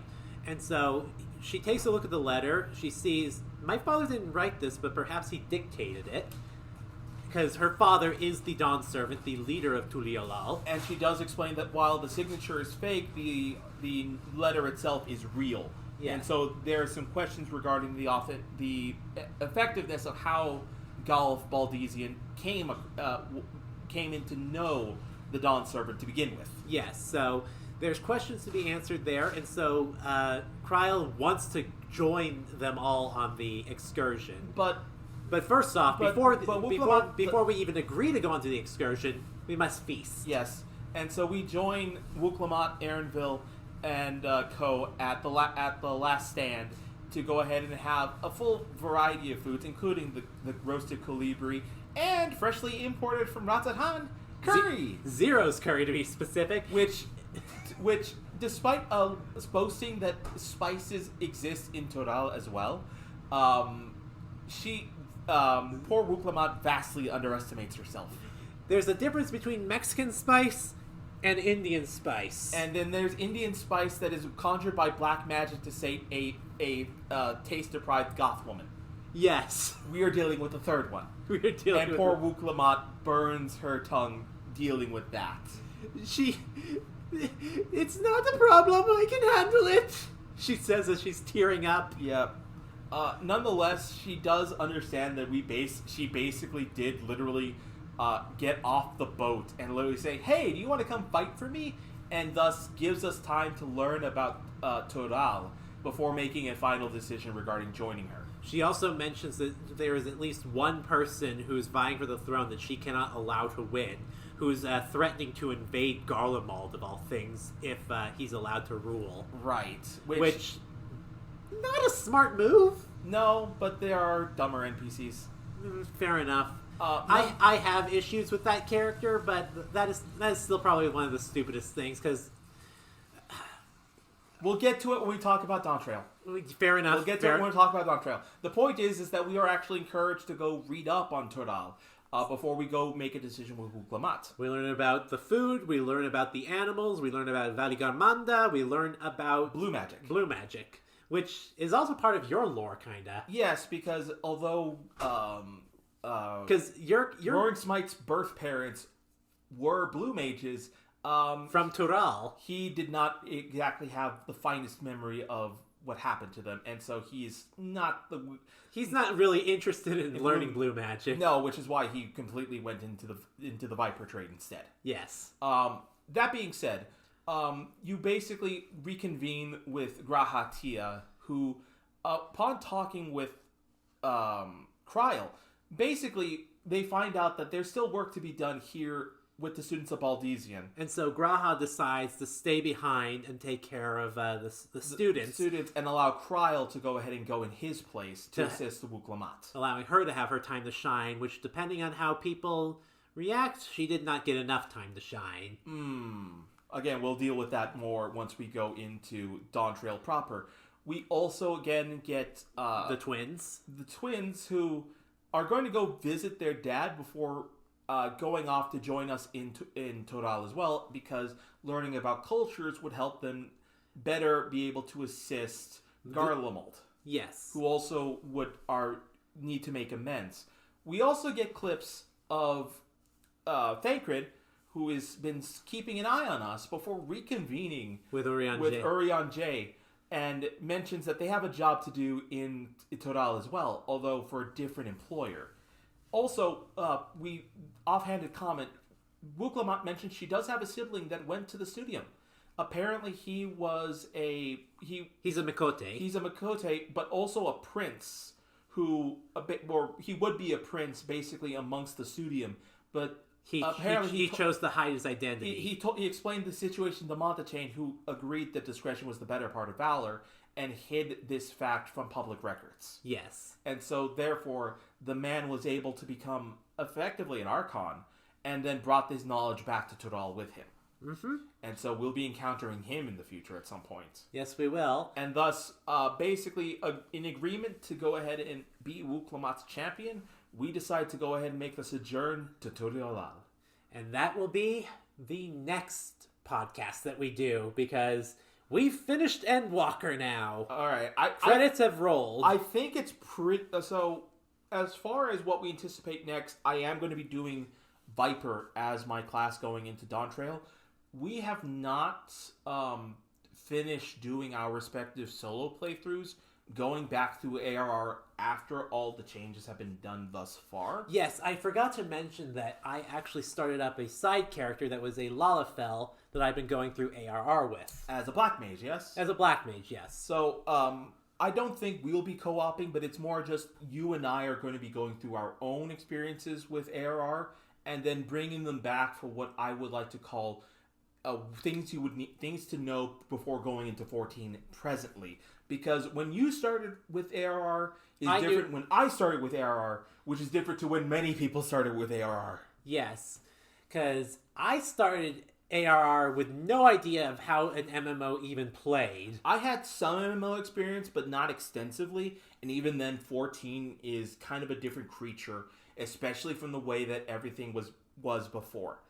And there's a lot of things that I think that if you were someone new who wanted to pick up this game, there's a lot that I think we could tell you in advance that the game doesn't, or that it expects the community to tell you, that would help you in advance a lot. Because I won't lie, there are guides on how to start Final Fantasy XIV on YouTube, like walkthroughs on what you should do, what sort of settings you should put up, how things kind of work out. Classes, character stuff, but really it doesn't... I think the thing that gets missed out on is how to play an MMO. Right. And that's really what 14, because of its lifespan, has a lot more layers to it that can be easily missed if you are not used to playing an MMO. So, in a sense, what that video would be is how to play 14 if it's your first time as an MMO. Yeah. Because of how wide expansing the story is. And I think, honestly, because I want to talk about not just the end of Endwalker, but also the end of this arc as a whole. Endwalker, for a lot of people, is considered the end of, I think, the Mother Crystal arc is one way to phrase it. Is the end of the Hydaelyn and Zodiac arc. And I think that the journey that FF14 from point 1.0 to this point has given a lot of impressions to people, and is where a lot of the fandom hate comes from. Yeah. Because there's a lot of people who came in during Shadowbringers and Endwalker and saw how bombastic the story gets, that it filtered their impressions without remembering, hey, this is an MMO. There's going to be downtime. There's going to be different things, and the quality of the expansion will vary from expansion to expansion. Well, not just that, but also those two stories were basically the climax and resolving actions for everything building up from the original 14, A Realm Reborn, Heaven's Ward, and Stormblood. Basically 4 or 5 expansions worth of material that were being wrapped up and concluded in a satisfying way. Right. That I think a lot of people don't give it enough credit for, that Endwalker and Shadowbringer were so high because it stood on the backs of everyone else. Also, they made a lot of changes since 2.0 that mechanically changed the way that the game is played, changed, I guess, the rhythm of how the game is played. Like, moves have been changed, actions and features have been removed. Systems have been changed. The way that mechanics and inventory is dealt, or currency and how you do some of the endgame stuff has been changed. Even quest lines have been cut completely. Some quest lines have been cut completely. Content that was considered optional is now mandatory. Yes. And so there's a lot that I think that a lot of people do not give 14 credit for for, again, stitching together what was going to be a commercial failure into something like this. Into what is probably rightfully a game of the decade of 2020, of the 2010s to the 2020. It is a game of the decade and probably continuing on into 2020, 2030.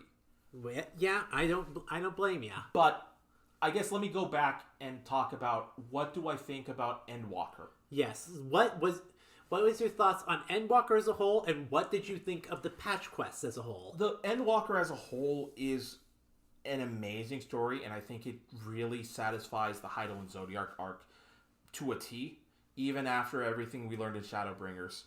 Endwalker really hits a lot of emotional notes, and even though the end kind of undoes it, it still does it in a satisfactory way that the sacrifices meant something. And it always built the characters up in a way that you always had a deeper appreciation for them. Right. And I think that that's sort of the thing, is that I think the biggest thing that I was shocked at is the dissolution of the Scions of the Seventh Dawn. Because, and sort of hinted at in the patch quests, no longer is the loyalty of the members necessarily sworn. As hinted by Thancred and Urian J, basically taking a different employment on what should be effectively the same mission. Right. It kind of is going to be, now we get to potentially fight Scions. We will come into conflict with friends that we used to work with, which is, think about in a narrative, like the twist you would normally do is someone going bad. Yeah. This is a way of doing that without necessarily impacting all the relationships that the character has. It's not a matter of good versus evil that we're on opposite sides, just a roll of the dice. And it's not about sworn climaxes of the world ending, but now we're fighting because we actually want to see what it would be like being on opposite sides of the coin. Right. And I think that is a very interesting way with the Scions being disbanded, that the characters now have more agency. And I think for Kryl, who, out of all the Scions, hasn't really gotten a redemption, really. She's kind of like Moonbreeda in the sense of she got shafted, and whereas Moonbreeda's not coming back, Kryl is still there. And remember, the last thing that happened, the most Kryl has done is get kidnapped. Get kidnapped by Xenos and basically gave him pseudo-echo and doing paperwork on Old Charlian. And basically keeping the Scions alive while they were trapped in the First. Right. Which, again, not a lot of room for her own growth, and I think this is giving her the chance to do it. It also lets Kraha Tia get some more adventure time, although that's probably going to come later because he's sidelined for right now, which he got a lot of development in the patch quest, so that's fair for him. Right. We get to go... everyone else is getting some... Y'shtola is getting some much-needed rest. The twins are coming back because we wouldn't want to leave our kids behind. Nope. And so it's nice because everyone gets to breathe and explore themselves in a way that's no longer tied to the Scions. Like, they're no longer trying to save the world. They now get to be their own characters with their own individual goals. I will say that I kind of wish that was more of the case, but it does kind of feel like at the end of Dawn Trail that the Scions are still kind of together. They are, because they still work together. Yeah, because they still have bonds forged in fire, and until we have... And so this is what I'm thinking. One of the things that I think a lot of people hate Wu Klamat for, based on what I've seen now, is that she's green and she's trying to be more than what she is, which is the problem Lise had. Yes. But the difference with Lise is that Lise was her own person with her own baggage, and a lot of that baggage is the reason why she needed to do that. And we were still kind of her friend, where we were equals with each other to where we didn't want to really dictate how she runs her life. Right. We are the savior of the goddamn star, people. We are the warrior of light, hero extraordinaire, gentleman extraordinaire, stealer of pants. We can do whatever the fuck we want. And right now it's our fucking vacation. No, not it's our vacation. This is our mentorship arc. Yes. What I anticipate... Well, it is both our vacation and our mentorship arc. What I anticipate going into Dawn Trail and going into future expansions is that we are not going to be... We will eventually distance ourselves from the old Scions. But what we're going to be doing is we're going to be building up our own basically training the next generation of Warriors of Light or the next generation of heroes. And Wuklamat being disciple number one, if it were. Literally, she is the Goku to our master Roshi, is the perfect place to start with someone who is eager and has the right soul, as it were, to be a Warrior of Light. Right. And I think that is sort of where we're going. I don't think Wuklamat's going to stay in Tuliolal like Lise is. I think she will get to come back. And I think, from what I know of story spoilers, she will be able to have more freedom than Lise does. That is something I'm kind of wondering about. I do kind of feel like her arc is so everything in the source is safe and at peace. Like, we train up Wuklamat so that she can defend her own nation, and so we don't have to worry when we start reflection hopping. Yeah, and that is also another thing that may end up coming to place, because depending on where the next expansion is, whether it's in Mericidia or somewhere else, we will definitely be going further beyond, and we may not necessarily have the science to rely on. It depends on who hops with us. I have a distinct feeling Y'shtola will be joining us. Well, Y'shtola, who has adamantly said, I need to see my husband one way or another, is going to be coming with us for sure. Right. And I think in terms of the rotation, I think Y'shtola is due for a personal arc next. The other thing that I want to point out is Erenville, as you have mentioned, was not meant to come back. Yes. Erenville was kind of just a one-off character to introduce, to be sort of a representative for the male Vieira. The male Vieira, as well as the Gleaners. So him, I understand, I know his role in the story, and I know where he's coming into next. I don't know whether or not he's going to have more involvement after that. I'm curious to see where his journey goes, because you and I had a conversation about an NPC in RCSZA, to which I basically said he is the reclusive kid that gets adopted by the loud extrovert, and that energy is exactly Erenville and Wuklamat's relationship. Yeah, pretty much. So pretty much. I want to see how Erenville develops. They have been friends since they were kids. And fun fact, Wuklamat didn't even know if Erenville was a boy or a girl until he got puberty. And that is absolutely 100% Goku coded. Yeah. But nonetheless, in terms of the patch quests, I think that it's a very nice way of fulfilling the last words of MX Selk as our call going forward of go out and see the world, live for yourself. You call yourself an adventurer, you don't know shit. Yeah. As the bearer of Azim's crystal, it's your legacy to see the rest of the world. Not to mention getting to resolve effectively what was a plot thread in Shadowbringers, and at least get the ball rolling for restoring the 13th, as well as providing a personal personal story arc for Vitra is also very nice. Right. Because we did get a hint of Ajdaya at the end of Endwalker, and then we get to go in on that for this side story. Yes, which is very, very welcoming and very fulfilling in its own way. I think that the characterization of the existing signs is nice. It's good that we were able to take a few digs at Y'shtola. I think I was surprised by how much humor there was in Endwalker, but I think it was necessary given the amount of shit that we pulled off, and it probably was a very good palate cleanser to get us, I think, into the right state of mind for how the developers want us approaching Dawn Trail. Right. Dawn Trail is as much a vacation as it is a new story arc for them to begin, and I don't know what the bigger arc they have planned going into the next expansions are. I don't know either. But I'm curious to see where we go with that. Yeah. The bosses were great. I think that this was a good 4 reference callback. It was a great groupings to go with. Mm-hmm. They expanded lore on the Reapers, which we were kind of hinted about going into Endwalker, and now you got to expand even more with seeing the village of them. We also got the Vipers, who are going to be set up for Tuliolal. I have not done anything related to Pictomancer, so I have no idea what the fuck they fit into this. They're Charlian based. So, but it's interesting to see. I'm interested to see how Kryl does in the field, since this is going to be her first time really getting to go ahead and get into the nick of things with the Warrior of Light. Right.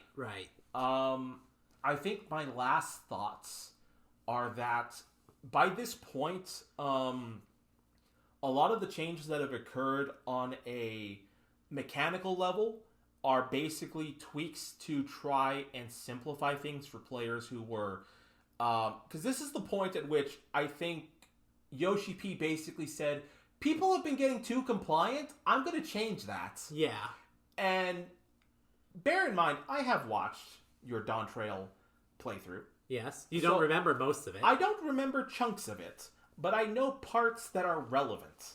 And of the relevant parts, I know that there is supposed to be a difficulty spike. Yes. Whether this will be a Holminster Switch situation is yet to be determined. I will say that I have healed for a good portion of the dungeons, or at least most of them. It's a little rough, but I can handle it. Which is impressive for you, because I know you were not the sturdiest healer initially when we started teaming up through dungeons together. The only thing I am terrified of healing at the moment are the normal raids, the Arcadian. Okay. Those give me PTSD, and I haven't even healed for them. Gotcha. So I have yet to go ahead and we will see how that works out. In terms of how I would like to see, in terms of any future predictions, aside from what I remember from your playthrough, the only thing I am curious about is, because one of the things that we kind of discussed in Endwalker was that we have dealt with all of the all the Ascians that we have dealt. Most of the Ascians we dealt with were unsundered, correct? There were only 3 unsundered Ascians. That was Emet-Selch, Laha Brea, and Elidibus. The rest were all sundered minions. Right. Now, we have fought sundered minions in the past. We fought them in the ARR patch quest. Yeah, we fought Nabrialis. We fought one who had fused with Laha Brea. Igiorm.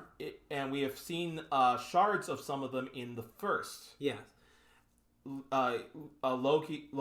We have Logriff and Metron. So that's Gaia and Artemis. Yes. We've also...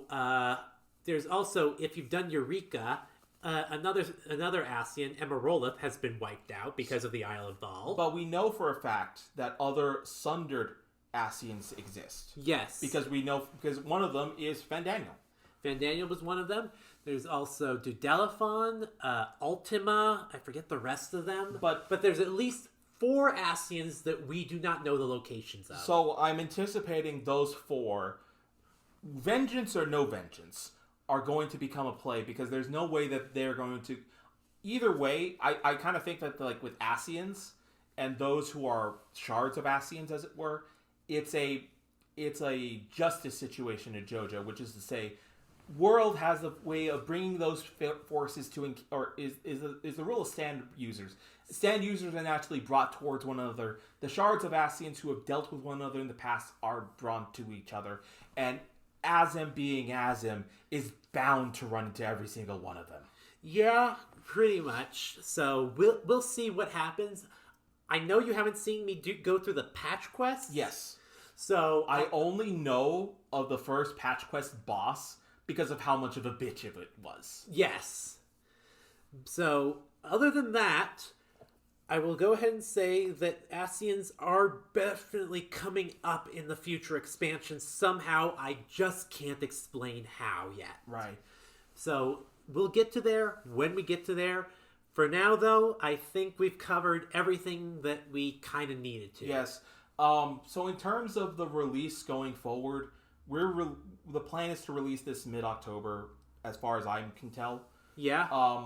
We probably can try and get through, before Christmas, our respective rehashes of ARR, and probably get through, and probably do a podcast regarding what to know about getting into Final Fantasy XIV. Probably. I would not bet on us publishing Dawn Trail main story scenario until the new year. Yeah. Hopefully, however, I will be caught up with current content before the new expansion drops. You should be. I would like to believe so. I think we're on path for that, because we're on 3.5 right now. Yeah, we are on patch 7.35. 7.35. Yes. So and usually it's 7.4, 7.5, and then a 7.55, and then which is by then we'll know what the new expansion is. Right. If we're going off of the 2-3 month cycle, it's usually 3 to 4 month cycle per patch. 3 to 4 month cycle per patch. Then I probably will get caught up by the time we know what the new expansion is. Yeah, most likely the next expansion is coming at the end of next year or at the start of 2027. Okay. But that should go ahead and give us still enough content from us to be able to hear, because, of course, you have the how to get into ARR, you have Dawn Trail proper, post-patch Dawn Trail up to whatever patch release we get to, plus... if we get current before that, we'll probably start just podcasting the patches. Probably the patches, as well as, of course, Manderville. We may even want to, depending on how schedule permitting, try and do something like Occult Crescent, Eureka, one of those that we can get some people to do together and explore what that content is. Because I know the problem with Eureka is getting people to you need more. You can't really run it solo. Right.